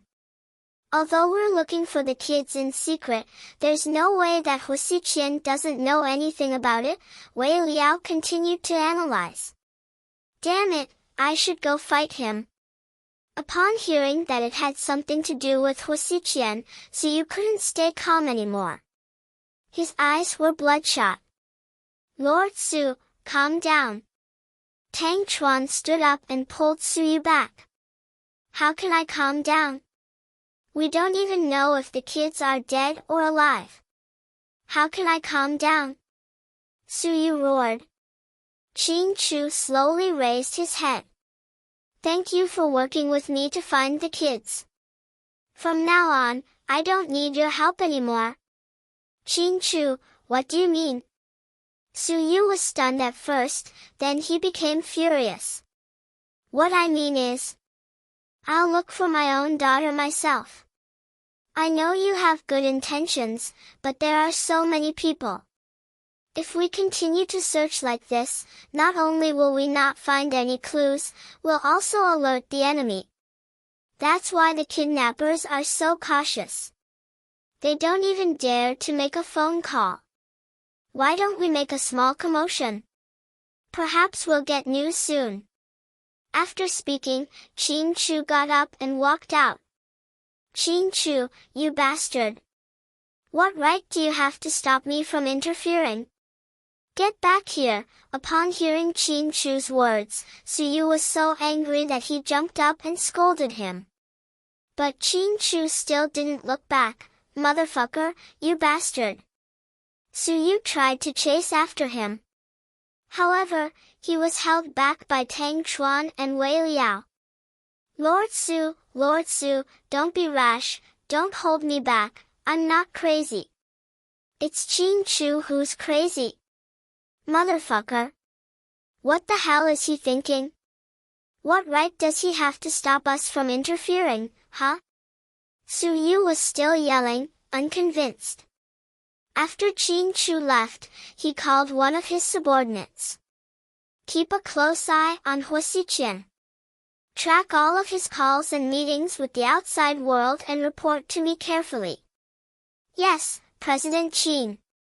Just as Wei Liao said, Qin Chu didn't believe that Husiqian didn't know anything. However, he knew that Husiqian was very sly and cunning. He wouldn't show his tail so easily, so he had to wait for the right opportunity. After hanging up, he watched as Jiang Shaowei helped Huamin back from the bathroom. Huamin's face was pale. Mian. How are you? Can you hold on? Qin Chu walked over and held Huamin in his arms. Huamin shook her head and said in a hoarse voice, Honey, I'm fine. Finding the kids is more important. You haven't been feeling well recently. Why don't I take you to South Side? No, I want to continue looking for the twins, Huamin insisted. Qin Chu, Huamian is already. Jiang Shaowei wanted to tell him that Huamin was pregnant with a second child. Chapter 27:16. However, she was once again interrupted by Huamin. I'm slightly hungry. Can you buy me something to eat? Okay, wait for me. Jiang Shaowei knew that Huamin didn't want her to say anything, so she turned around and went downstairs. What did Dr. Jiang want to say? Qin Chu cleverly looked into Huamin's eyes. Shaowei said that I'm very weak right now, so she doesn't want me to continue the search with you. But, you know, our daughters are my life, so I can't just sit in the hospital and wait for death. Even if I die of exhaustion, I have to continue the search. I won't give up on any hope or opportunity. I understand. Let's go. I'll take you to the lounge for a while. Qin Chu's heart ached as he helped Huamin to a quiet lounge in the bureau. In another room, Suyu was still scolding Qin Chu for not letting them get involved. Suyu, are you done? My brother lost the kids, he's their biological father. He's more worried than anyone else. He doesn't want us to get involved, not because he doesn't know what's good for him, but because he's worried about many things. Please use your brain. We've mobilized so many people to look for the kids and alerted the kidnappers. They wouldn't dare to call my brother for a ransom. If this drags on, my niece's safety will be in danger. Ning Ning, you only care about your brother, but you have to understand Lord Su's feelings. The kids grew up by his side. Even if Lord Su isn't their biological father, he's more than their biological father. We all know how Lord Su treats the kids these past few years. Now that the kids are missing, how can he not get involved? Let's put ourselves in his shoes. Qin Chu has his own ideas, but we have to understand Lord Su's feelings. Wei Liao said this because Tang Chuan didn't dare to get close to the angry Qin Ning. He was afraid that she would throw a tantrum.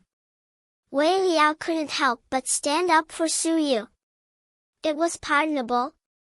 After all, they were friends. Hey, what do you mean by that? Qin Ning felt a little uncomfortable. All right, all of you, stop arguing, will you? What do you mean now? Are we rebelling? Huo Xiqian is laughing at us, and the kidnappers are laughing at us too. We don't even know where Pudding and Little Bean are. Why are we fighting with our own people? Tang Chuan was also dumbfounded and yelled angrily. I have to find the child. You guys can stay out of it, but I can't leave it be. I can't ever. With that, Su Yu pushed Wei Liao away and rushed out of the police station. The remaining people looked at each other and didn't say a word. The atmosphere was very awkward.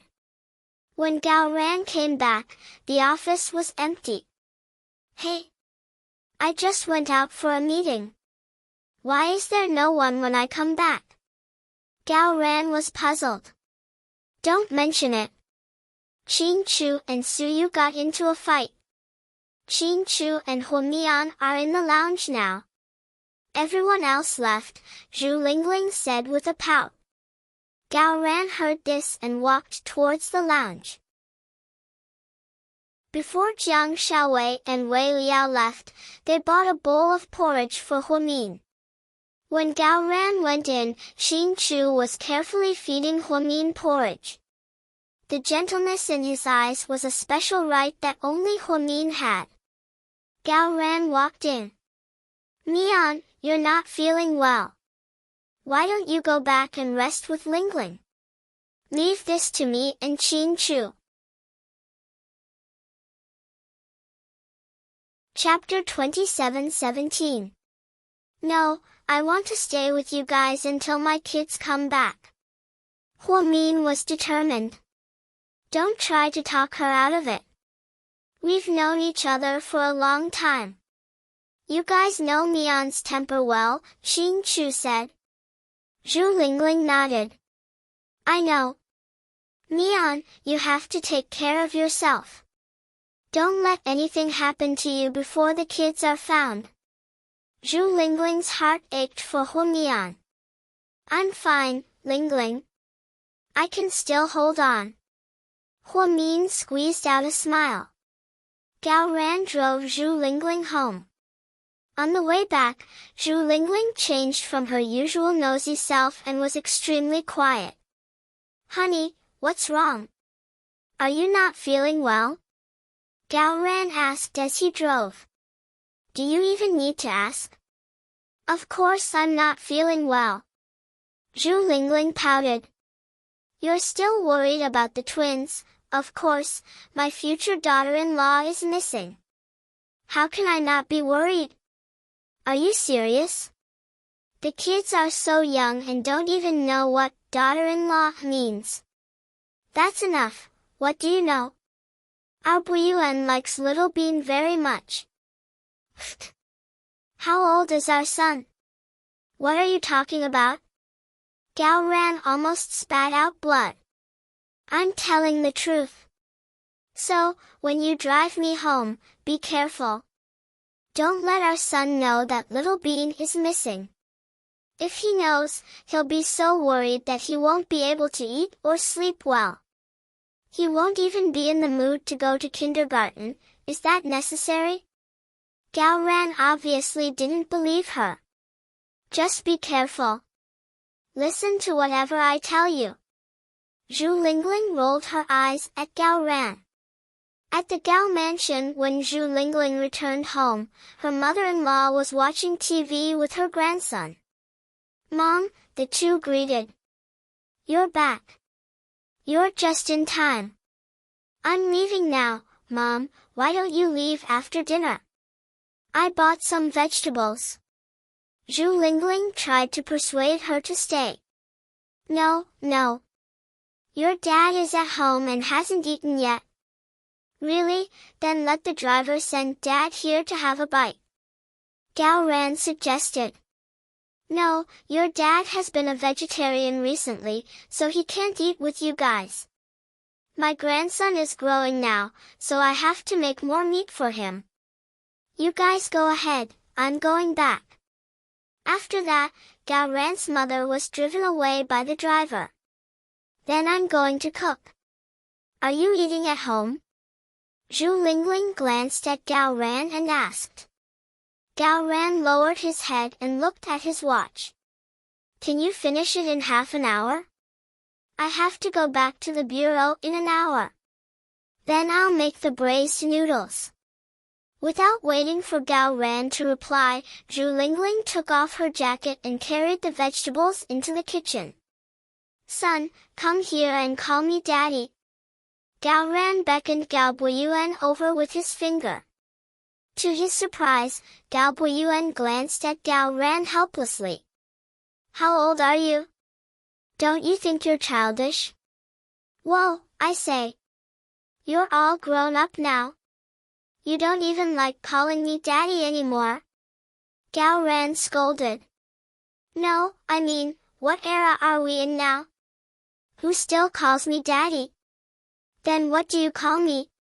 Gao Ran was surprised. Daddy, of course. Didn't you see the twins call Uncle Qin Daddy? Don't you think it's very fashionable? Gao Ran shook his head. I don't think so. So, you're really behind the times. I have a classmate in my class who comes from a wealthy family. I heard that his ancestors are from Aizenjoro. Whoa, the royal family of the Qing dynasty? Gao Ran interrupted. Yeah, that's why they all call their dad Mom. That's more fashionable. Son, do you know about Little Bean? Since Little Bean was mentioned, Gao Ran decided to test his son's reaction. Chapter 27:18. What's up with Little Bean? Gao Buiyuan was watching Peter Pan's cartoon without blinking. Hearing his dad's words, he immediately turned his head, looking nervous. You haven't heard anything about Little Bean? Your mom didn't say a word? Gao Ran continued to probe. Dad, what kind of person are you? You're a man, why are you so hesitant? Just say what you want to say. Look at Uncle Qin, he never talks nonsense. Hey, why are you teaching your old man a lesson, brat? Are you the dad or am I the dad? After being lectured by his son, Gao Buiyuan didn't feel good. Dad, don't waste time. Get to the point. What happened to Little Bean? Did Auntie Huamin beat her up? Gao Buiyuan guessed. No, it's much more serious than that. Hearing that, Gao Buiyuan turned off the TV and walked up to his dad. Hurry up and tell me. Don't beat around the bush, ahem. Then I'll tell you. Calm down. Don't get agitated. Tell me. I won't get agitated.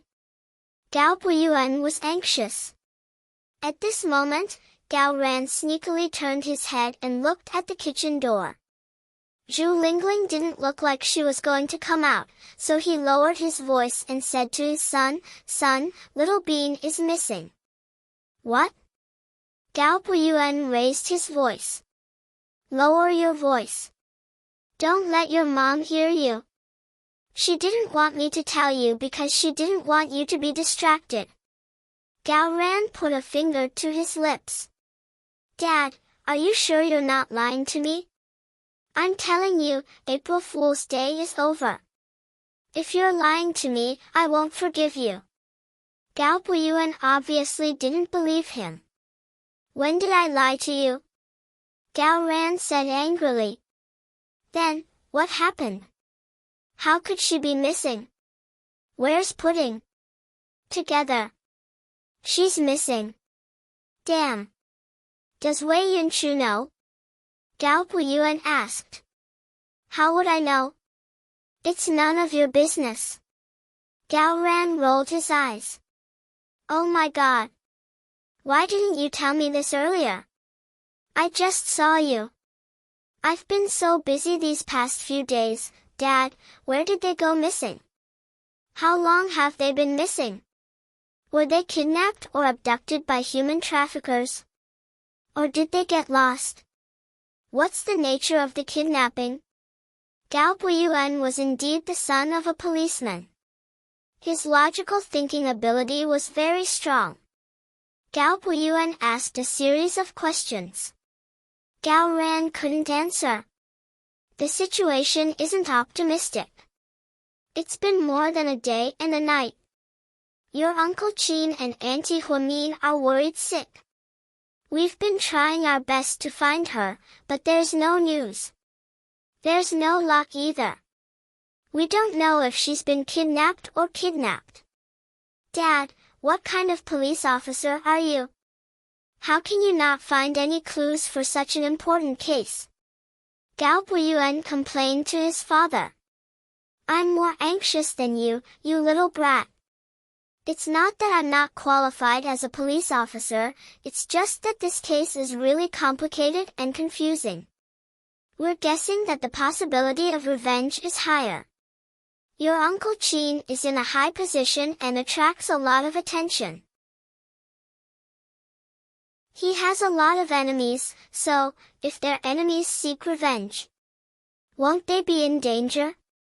Gao Puiyuan's expression changed. "Yes, it's very dangerous. That's why we're all worried." "What's the point of worrying? Hurry up and find them." Gao Puiyuan stood on the sofa and ordered his father excitedly. "I'm looking for them. I haven't stopped. Time to eat, you too." Zhu Lingling walked out with noodles. Gao Puiyuan jumped down from the sofa and picked up his bag to leave. "Son, where are you going?" Zhu Lingling was surprised. Chapter 27:19. I'm going to find Little Bean. Find Little Bean? Zhu Lingling was surprised at first and then gave Gao Ran a dirty look. "Did you leak it out, you stupid car mouth?" "Honey, I didn't mean to. I didn't expect our son to be so agitated, you're so mean. I'll teach you a lesson." Then, Zhu Lingling rushed to the door and stopped her son. "Puiyuan, where are you going to find Little Bean? Little Bean might be lost and can't find her home. I know her favorite places. She likes amusement parks, Haagen-Dazs, grilled meat, cream cake, Hong Kong-style milk tea, steamed buns, shrimp dumplings. Anyway, I'm going to find her. Son, listen to Mommy. Little Bean isn't lost. She might have been taken away by bad guys. You're a kid, you can't even protect yourself. How are you going to protect Little Bean? Your daddy is a police officer and there are so many uncles at the police station. They're all very brave and will definitely catch the bad guys, okay? Then tell Dad to go now, but your dad hasn't eaten yet, it'll be too late by the time he finishes eating. Go and find her now." Gao Puiyuan was very stubborn. Honey, what are you waiting for? Go and find her, then my noodles. Gao Ran had been busy the whole day and was starving. Looking at the noodles his wife had just made, he felt tired and hungry. What noodles? Don't you know which one is more important? Zhu Lingling scolded. Okay. I'll go back to the police station now. Gao Ran stood up and walked out. Dad, go ahead, son. Gao Ran thought his son was regretting his decision because he didn't eat. Gao Puiyuan said, Dad, you have to do your best to find her, okay? You have to find Little Bean and Pudding. Otherwise, Uncle Chin and Auntie Huamin won't be able to live. Brat, now you know how to feel sorry for your in-laws, Gao Ran said jokingly, then hurriedly took the police uniform downstairs. Son, Dad went to look for her. Don't worry. Let's eat. Mom, I'm not hungry. I'm not eating. With that, Gao Puiyuan ran to the cabinet in the living room and took down the teddy bear that Little Bean had left for him last time. Perhaps it was because he was reminded of her. Gao Puiyuan looked at Little Bear as tears rolled down his cheeks. Son, are you okay? Seeing her son crying so sadly, Zhu Lingling was also frightened. Mom, do you think something happened to Little Bean? No, your Uncle Chin is very powerful. Everyone is looking for him. I believe he will be back soon. I hope so. Gao Puiyuan was not in the mood for the whole night. He didn't eat dinner either. No matter how Zhu Lingling tried to coax him, he didn't listen.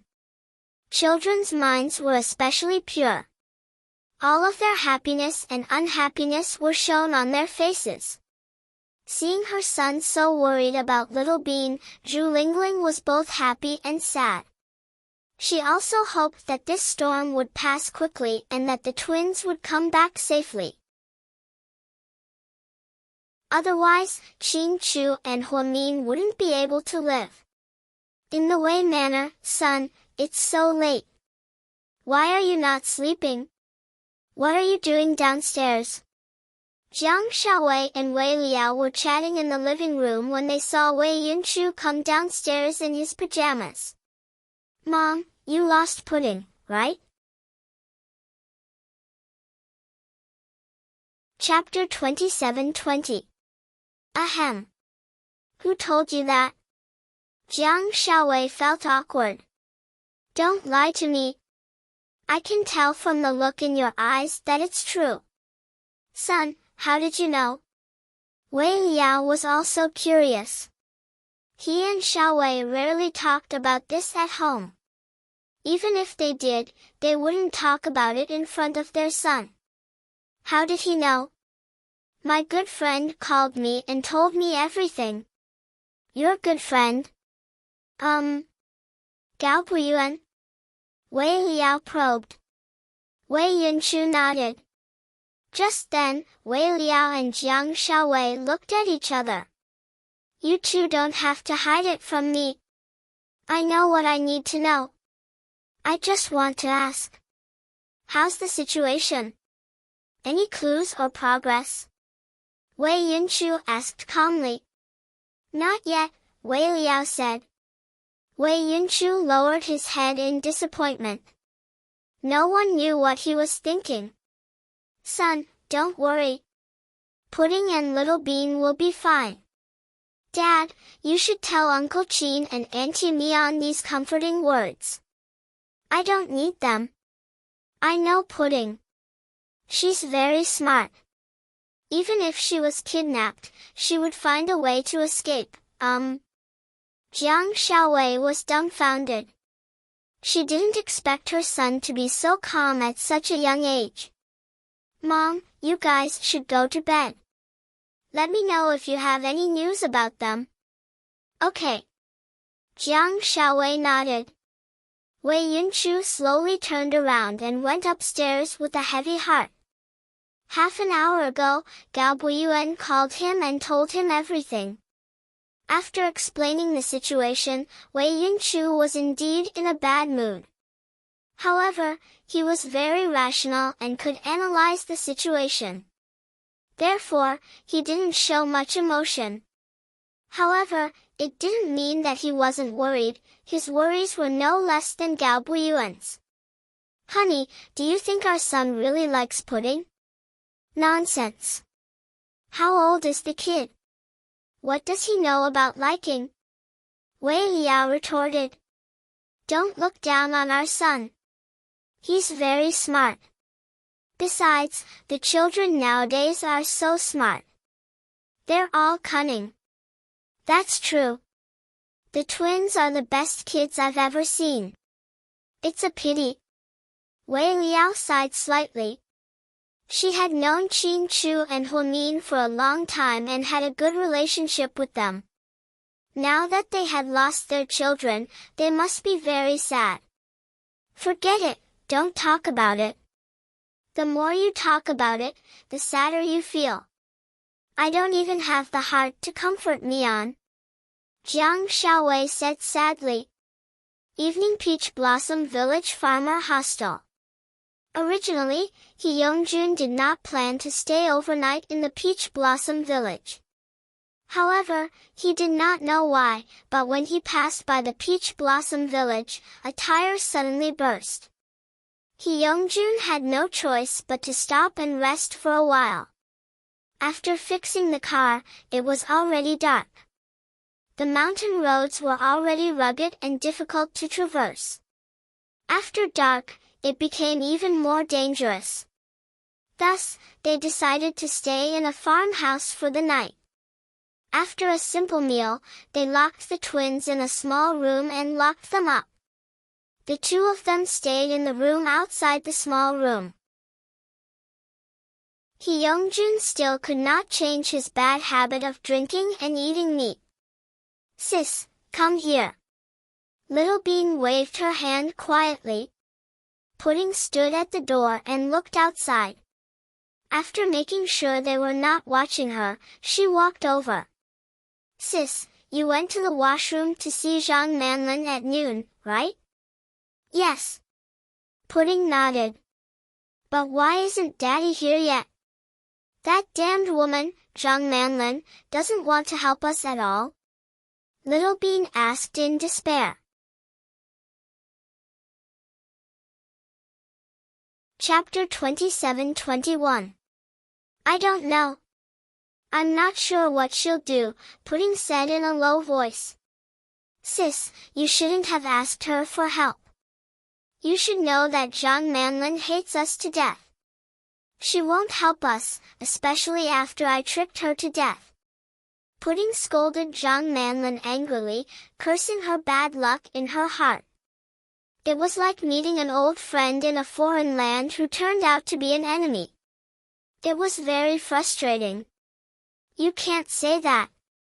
It's true that she doesn't like us, but she's also an adult. She must weigh the pros and cons." "What do you mean, sis? I don't understand." Pudding's words were too vague for Pudding to understand.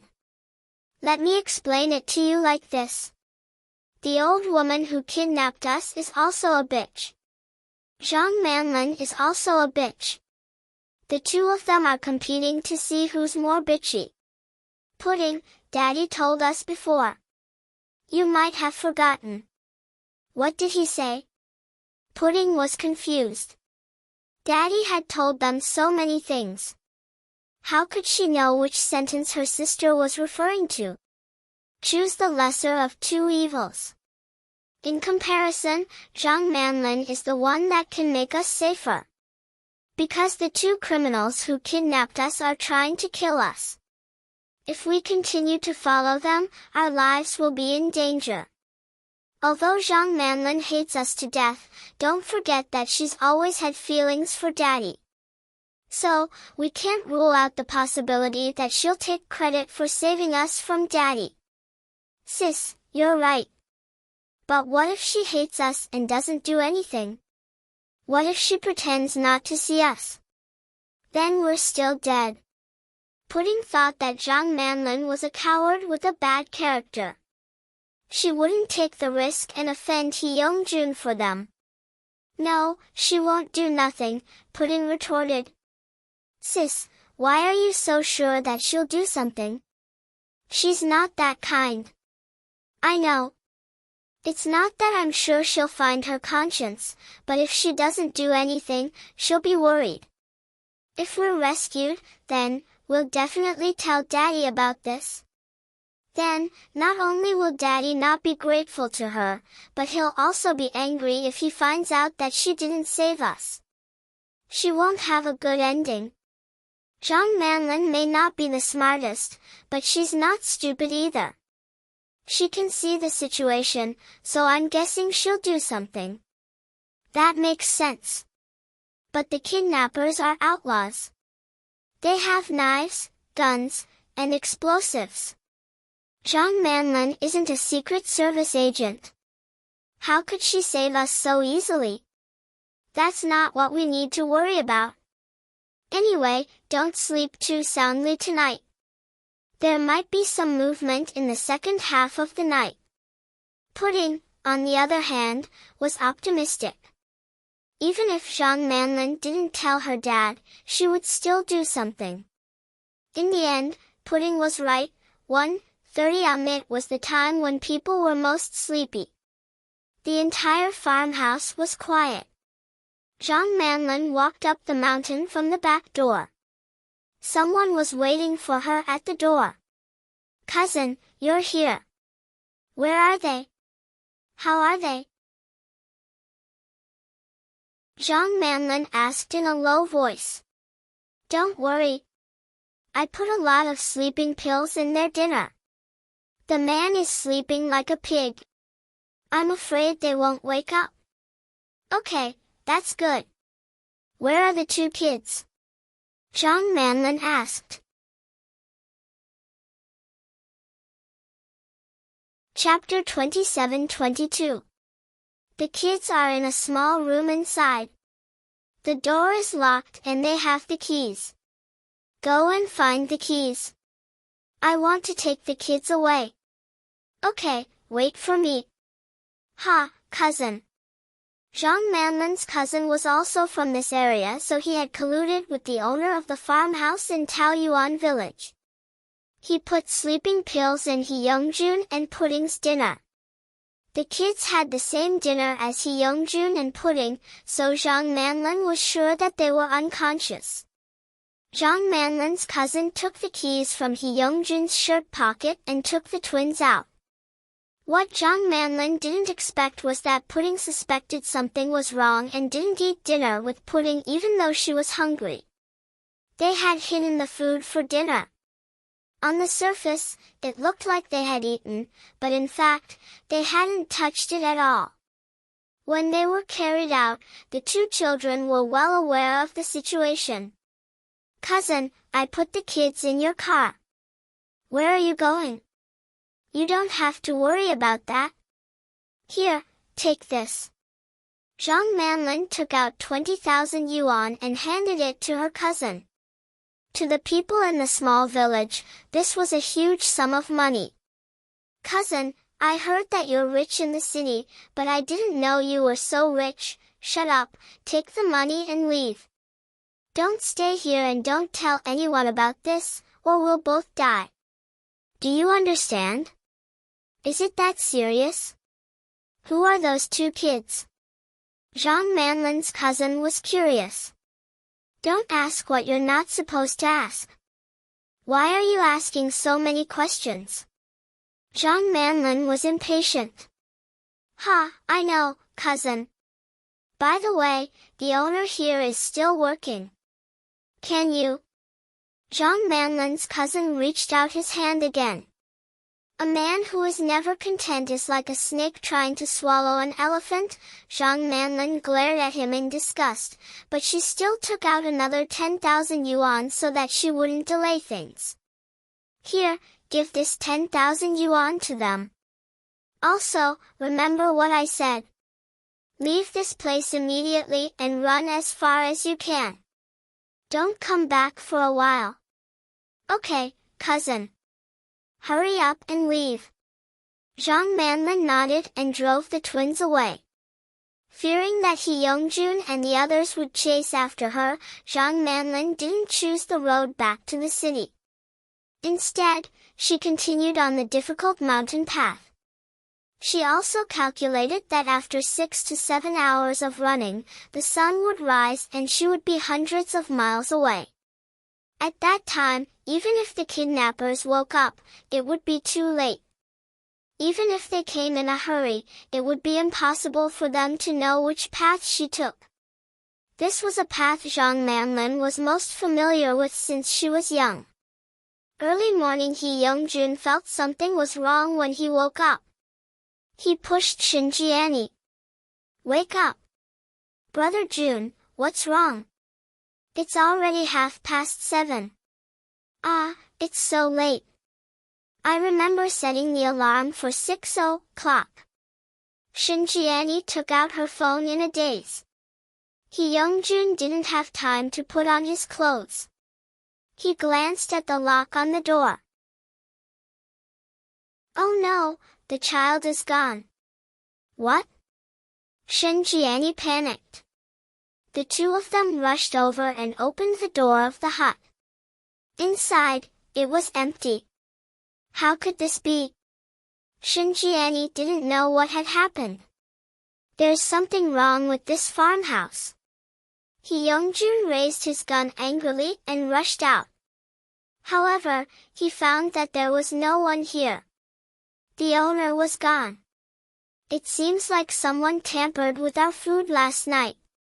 I didn't expect it. He Yongjun said with a dark face. Brother Jun, what should we do now? Shinjiani was scared out of her wits.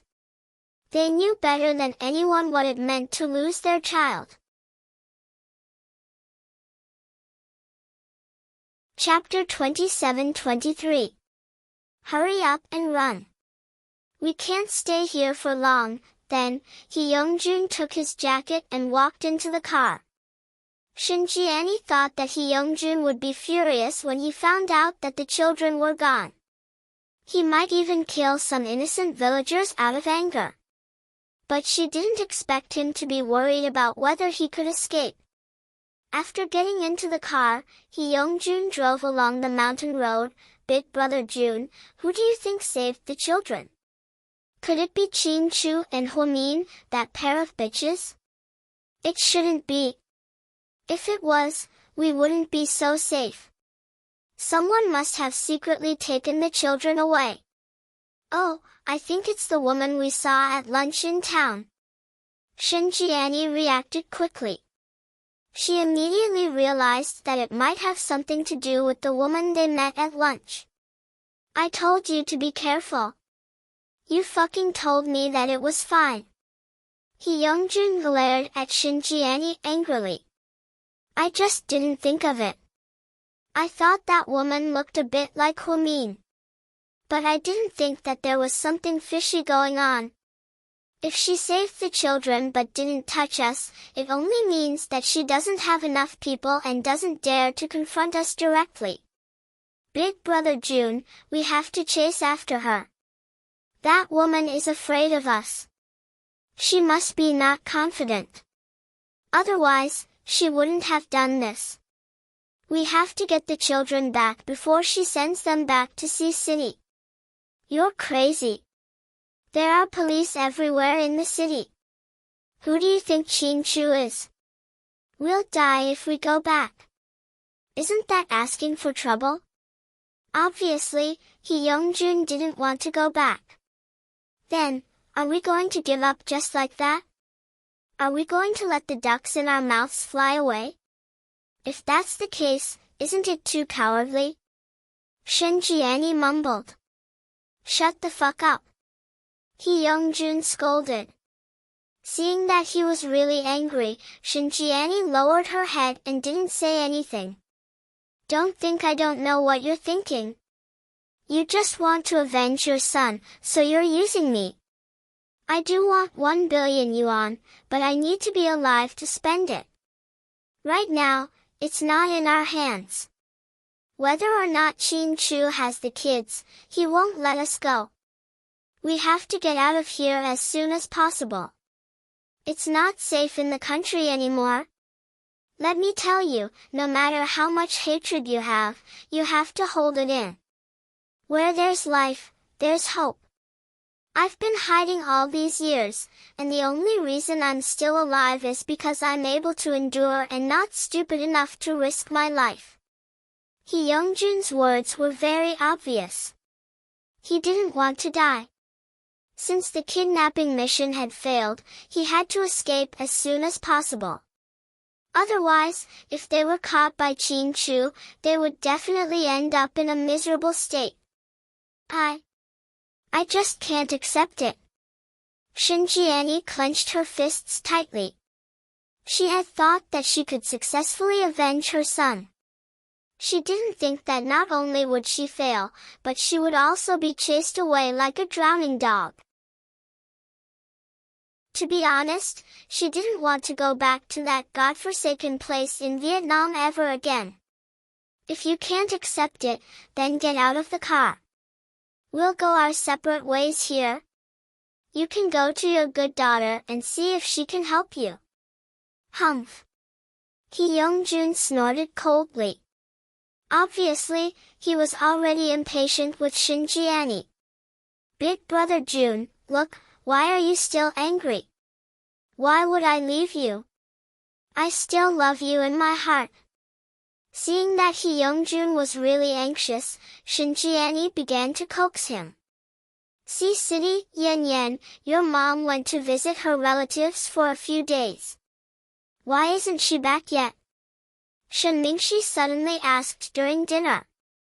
Upon hearing this, Hui Yanyan's expression changed slightly.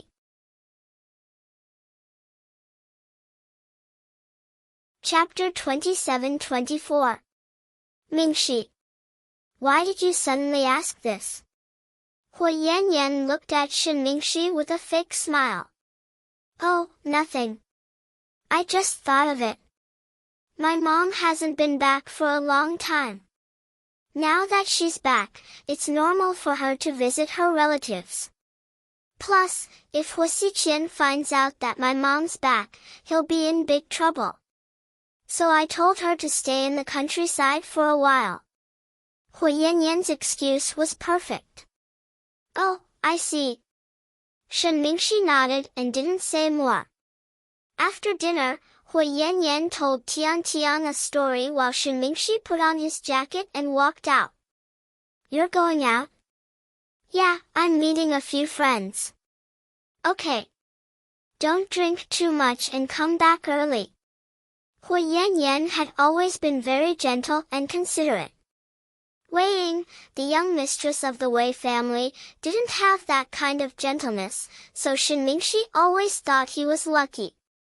He even thought that he and Hui Yanyan were true love. When he went downstairs, Shen Mingshi's expression wasn't very good. He pressed the key to his car.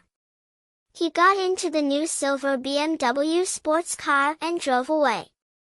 When Suyu received Shen Mingshi's call, he had just returned to his private mansion from the Municipal Public Security Bureau. He didn't dare to tell his grandpa about the twins, or else his family would be worried sick. Suyu was also very anxious. His mouth was full of bubbles and he didn't dare to eat anything. He walked to the fridge, opened it, and took out a can of iced Coke. He pulled the tab and took 2 big gulps. Just then, his cell phone rang. It was an unknown number. Suyu pondered for a while before answering the call. Hello? Lord Su, I'm Mingshi. Suyu didn't say anything. Last time when he and Shen Mingshi had a falling out, he had blocked Shen Mingshi's WeChat and phone calls. Later, Shen Mingshi regretted his words and asked several rich people to act as middlemen to reconcile with Suyu, but he didn't get what he wanted. Shen Mingshi even went to beg Tang Chuan, but Tang Chuan ignored him. First, Wei Liao and Shen Mingxi had broken up because of the grudge between the Wei family and the Shen family. Later, he and Su Yu had a falling out, and Tang Chuan didn't give him face. Now that Shen Mingxi called Su Yu from a new number, it was a sign that he was trying to appease Su Yu. Su Yu thought he was going to apologize for what happened last time. What's up? Su Yu was in a bad mood. He hadn't slept since he found out that the twins were missing. Every time he closed his eyes, he would s. They surrounded Su Yu and kept calling him Handsome Su. Thinking of this, Su Yu felt sad. Young Master Su, I want to meet you and talk to you. I don't have anything to talk to you about. I'm very busy. I'm hanging up. Su Yu was about to hang up. Don't, Lord Su.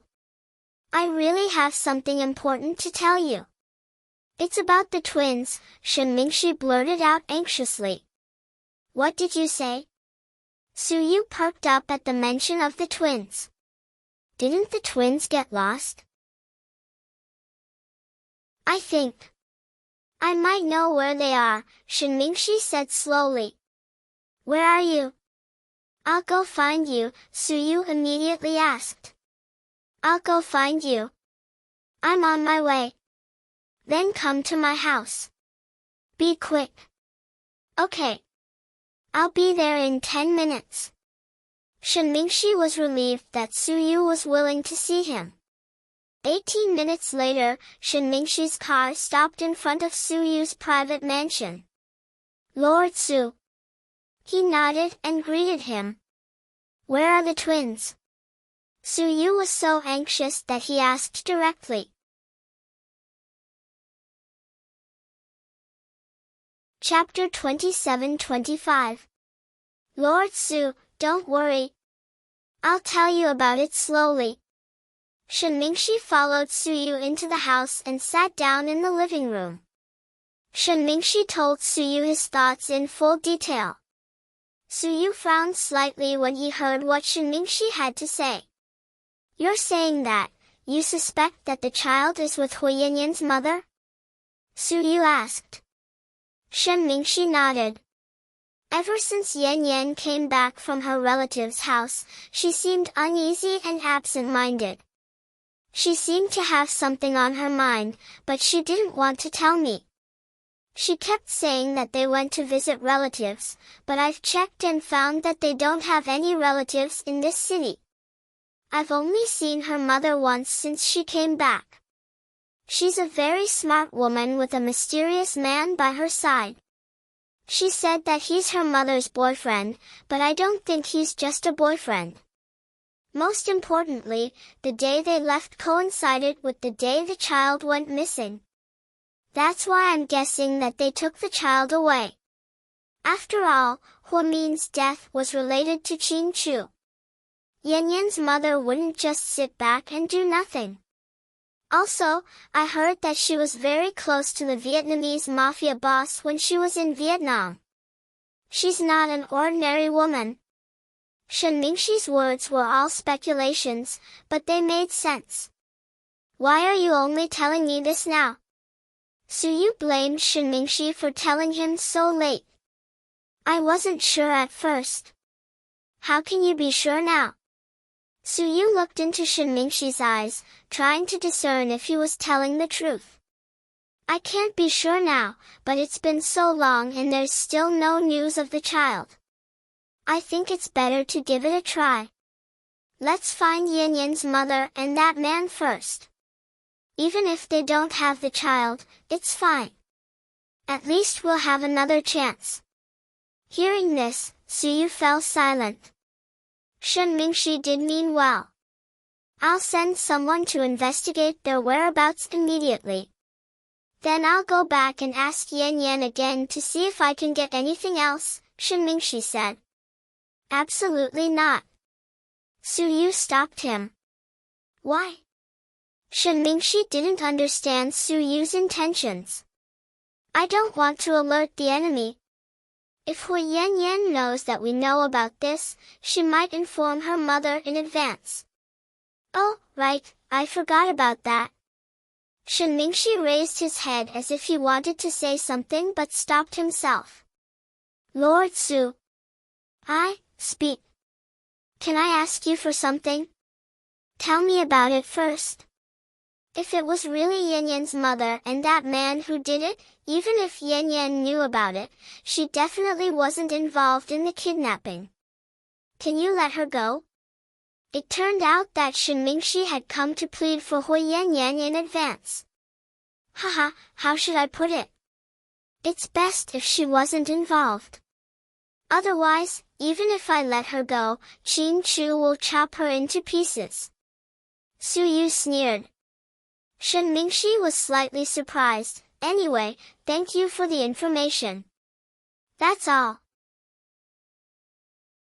Then, Su Yu stood up and immediately sent someone to investigate Hui Yan's mother and that man's entry and exit records.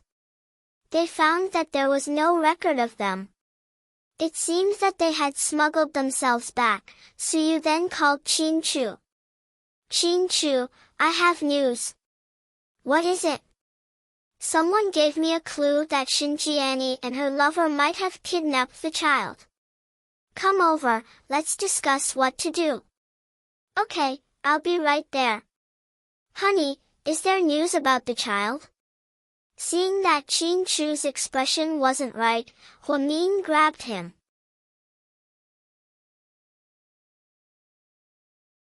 Chapter 27-26.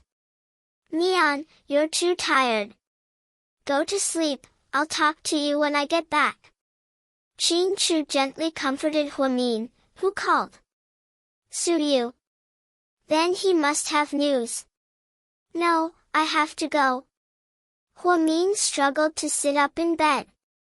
Seeing how determined she was, Qin Chu didn't say anything else. He took out a thick coat from the closet and put it on Huamin. Then, the couple drove out. Hua Mansion, boss, we have news. Chen knocked on the door and walked in. At this moment, Hua Xiqian was making tea for himself. He seemed to be in a good mood. She was wearing a white Chinese-style Mandarin jacket, which had a very Chinese style.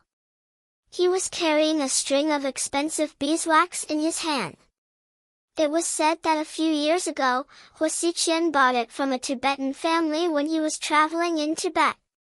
The twins are out of He Yongjun's control. They're now in Zhang Manlin's hands.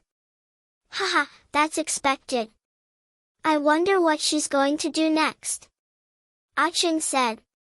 I've already made my intentions clear.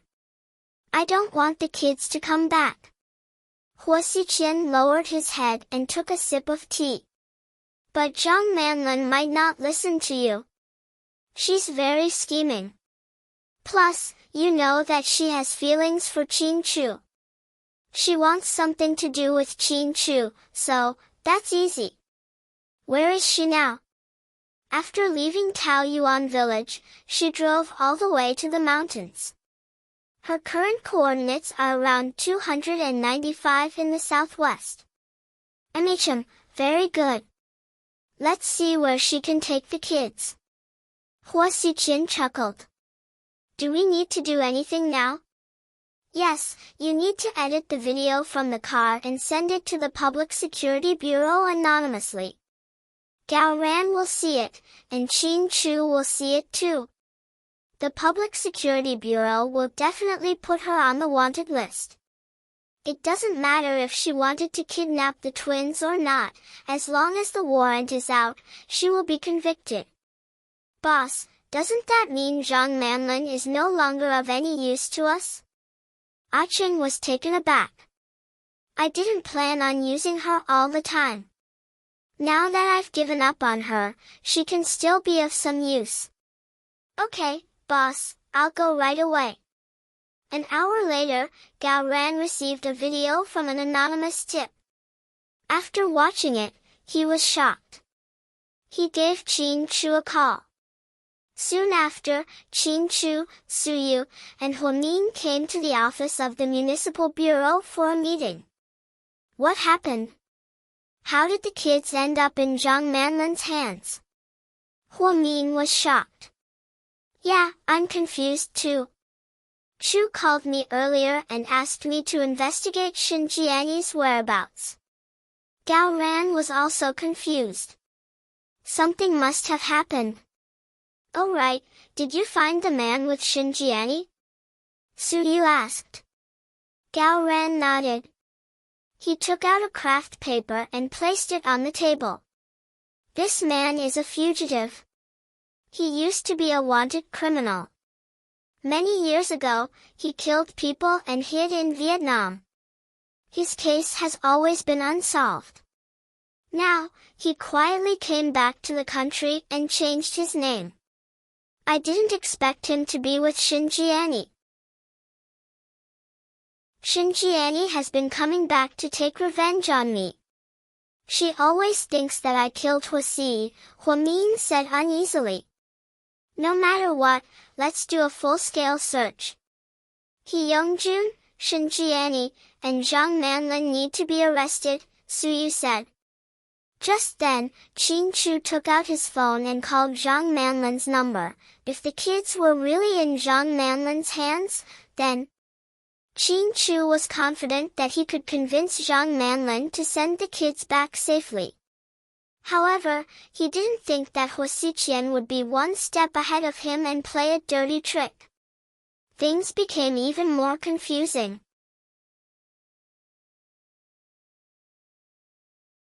Chapter 27. To Chu's surprise, he couldn't get through to Zhang Manlin's phone. How is it? Huamin asked anxiously. I can't get through. Chu put down his phone. Do you know who sent the anonymous video? Huamin asked Gao Ran.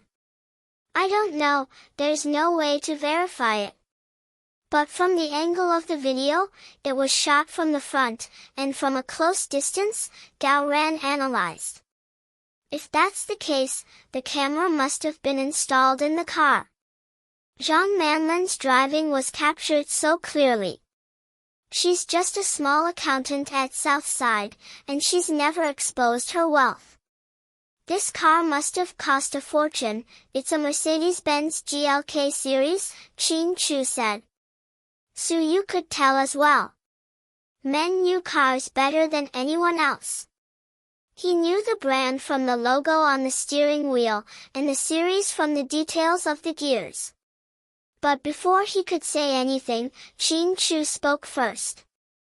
Needless to say, Chu's reaction was faster than his.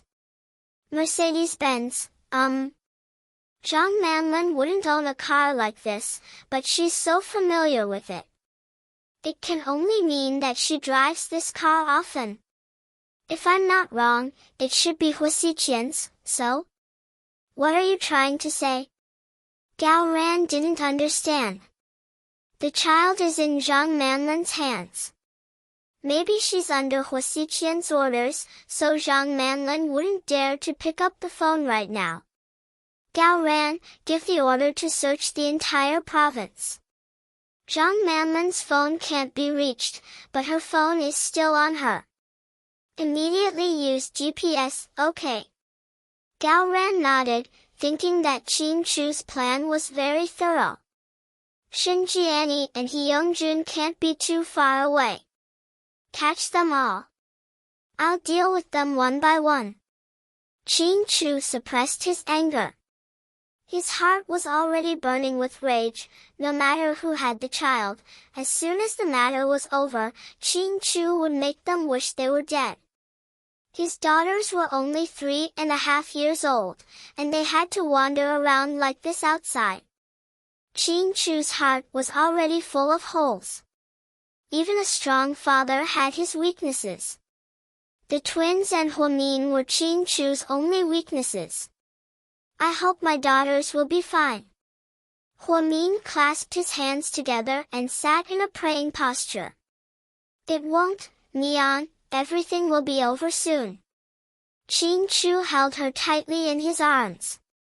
On the side, Suyu lowered his head and gritted his teeth. He was also worried to death. Although there were clues now, no one knew how the twins were doing. Were they hurt? Were they frightened? After finding out that He Yongjun was a fugitive, everyone was afraid, but no one dared to say it out loud. At this moment, Zhang Manlin was tired from driving, so she stopped at a remote village. She originally planned to go home, but she didn't. She was afraid that Xinjiani and her gang would catch up and drag her family into it. So, she drove straight into the mountains. She found a village by a river and parked the car. Then, she opened the trunk and took out a bottle of water and some bread. The two kids in the back seat were already awake, but they were very quiet and didn't make any noise. "Here, eat something." Zhang Manlin handed over the water and bread. "Miss Zhang, why didn't you call my dad? Do you still remember what I told you when we met in town?" Pudding looked at Zhang Manlin coldly, obviously questioning her.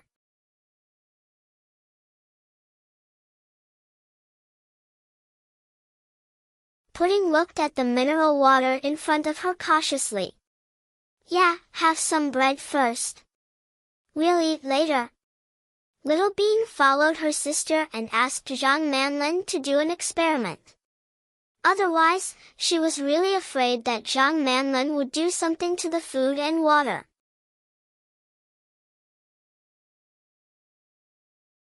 Chapter 27-29. You two really don't have to be so wary of me. Ha! I'm not as bad as the two kidnappers. Zhang Manlin sneered. That's hard to say. It's better to be careful, Pudding said. Fine, fine, fine. You're kids. I won't argue with you. I'll drink it first. Watch carefully. Then, Zhang Manlin grabbed the bread from Pudding's hand, opened it, and took a big bite. Then, she took the water from Pudding and took a big gulp. After watching her swallow the bread and drink the water, the twins relaxed and began to eat. Pudding, take your time. Pudding patted her sister's back, afraid that she would choke on the food. Sis, I want barbecue and hot pot so much. I want to go home.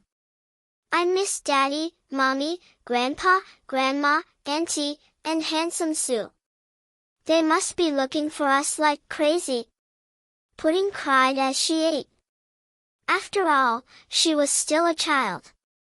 After a few days of torture, her heart began to collapse. Pudding was sad too, but she couldn't be sad anymore. Otherwise, her sister wouldn't be able to take it. Soon.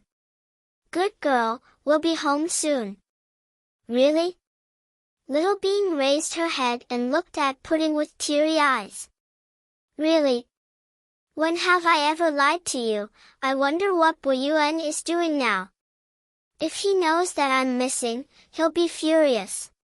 Pudding sighed. Okay, Chin Mumu. Your task now is to eat. You're still in the mood to talk about love. Pudding didn't know whether to laugh or cry. Seeing Pudding's calmness, Zhang Manlin decided to negotiate with the child. Pudding, come here. What? Pudding looked at Zhang Manlin warily. Let's talk. Talk about what? About sending you two home, of course.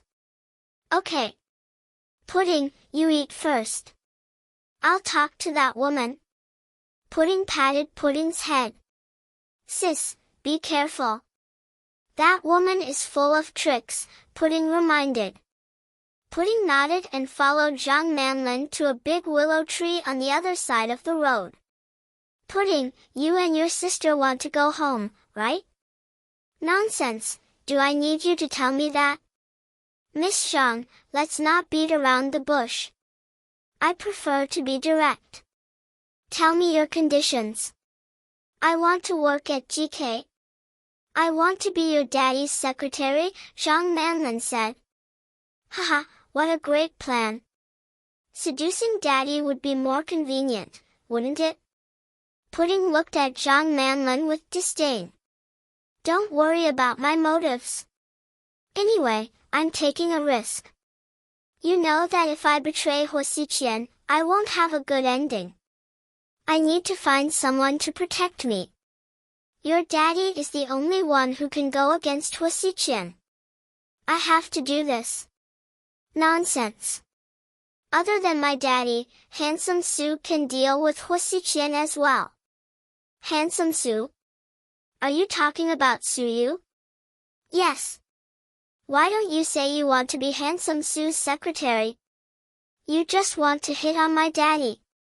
Pudding exposed her intentions. Okay, let's not talk about this. I have to pay a high price for betraying Huo Xiqian. His orders are very clear. He doesn't want you to go home safely. If I go against his orders and send you home, who knows what dangers we might encounter along the way. You don't have to worry about that at all. Just use your phone to call my daddy and tell him where you are. Daddy will come and pick us up. That won't work. Huo Xiqian is tracking my phone. He'll know before your daddy does. By then, all three of us will be dead, Zhang Manlin retorted.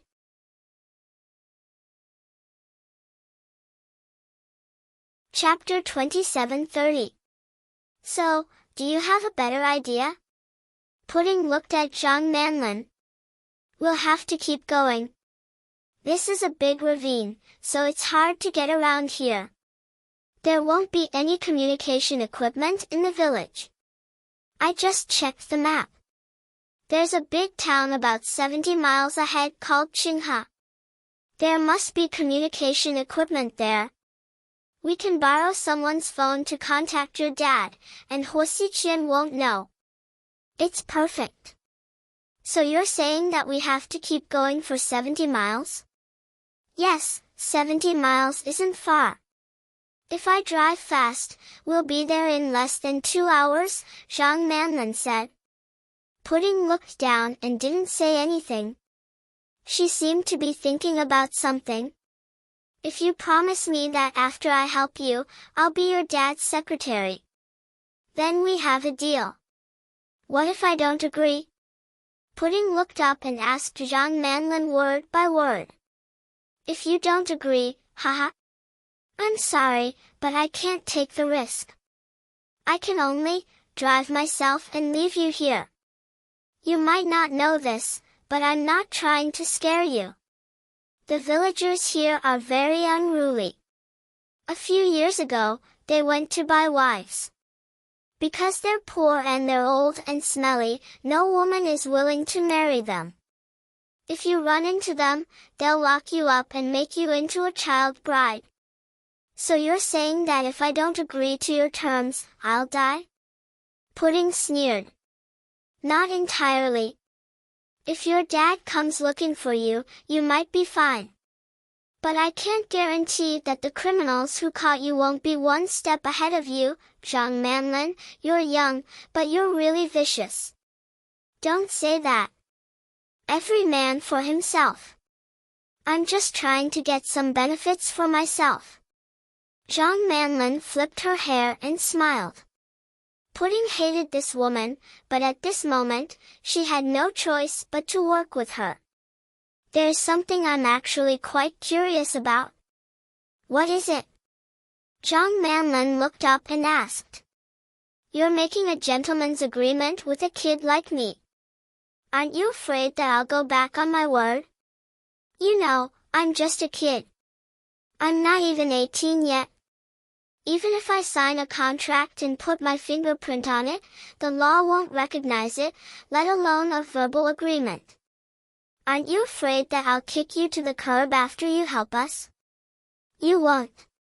Why? Because I've already recorded our conversation.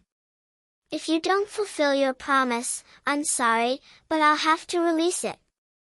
Although you won't have to take legal responsibility, if this video is released, it'll affect your family, your dad's company, and your parents' reputation. Haha, I don't think I need to say more, right? Zhang Manlin waved her phone. As expected, you're quite the schemer. Ha, no wonder that big pervert Huo Xiqian appreciated you so much. You flatter me. So, Miss Pudding, what do you think of my offer? Deal. I promise you that you'll drive to the next town right now. My sister and I will leave immediately and go home. Pudding didn't even think about it. A woman like Zhang Manlin wouldn't amount to anything even if she worked at GK as her dad's secretary.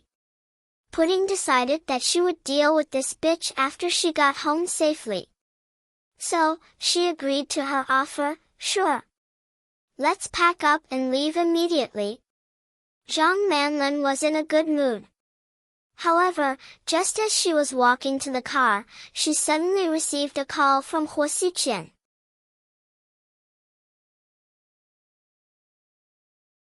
Chapter 27:31.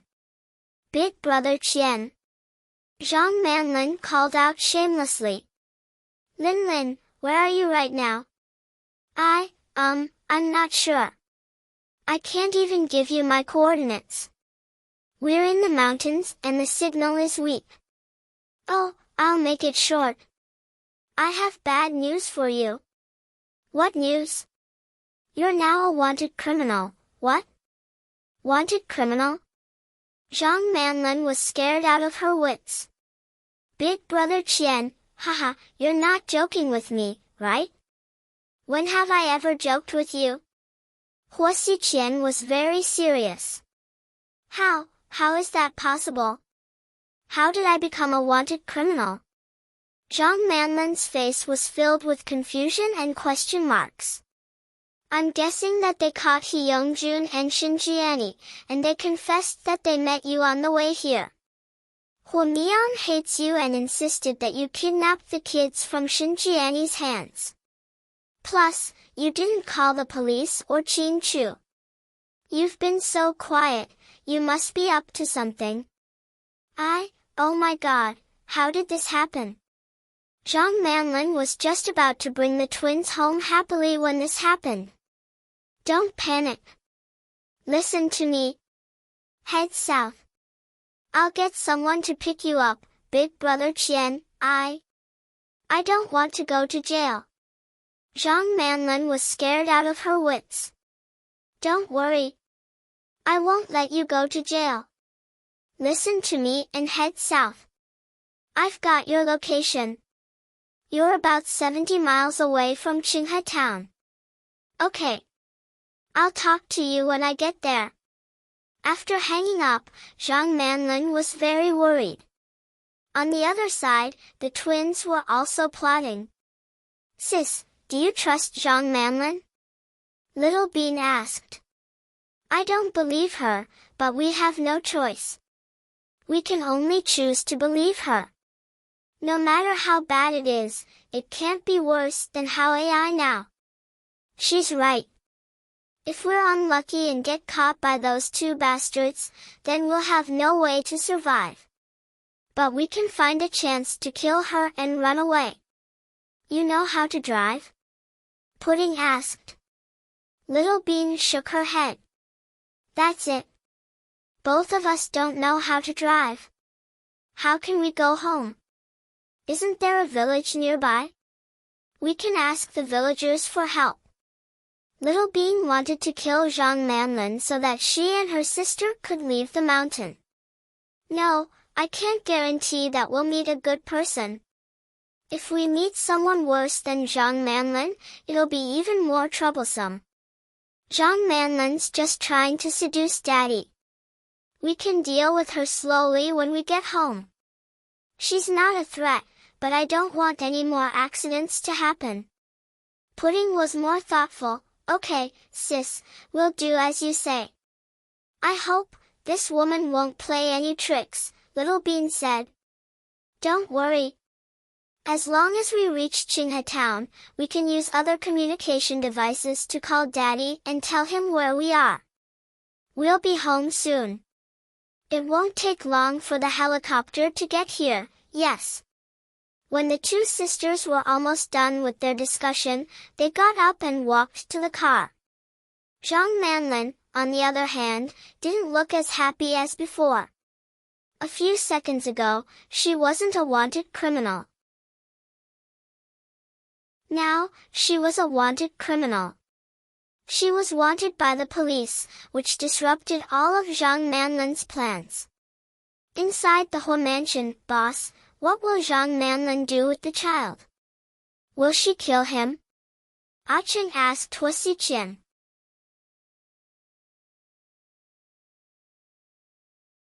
Chapter 27:32. No, she doesn't have the guts to, then we'll send someone to Qinghe town to pick them up.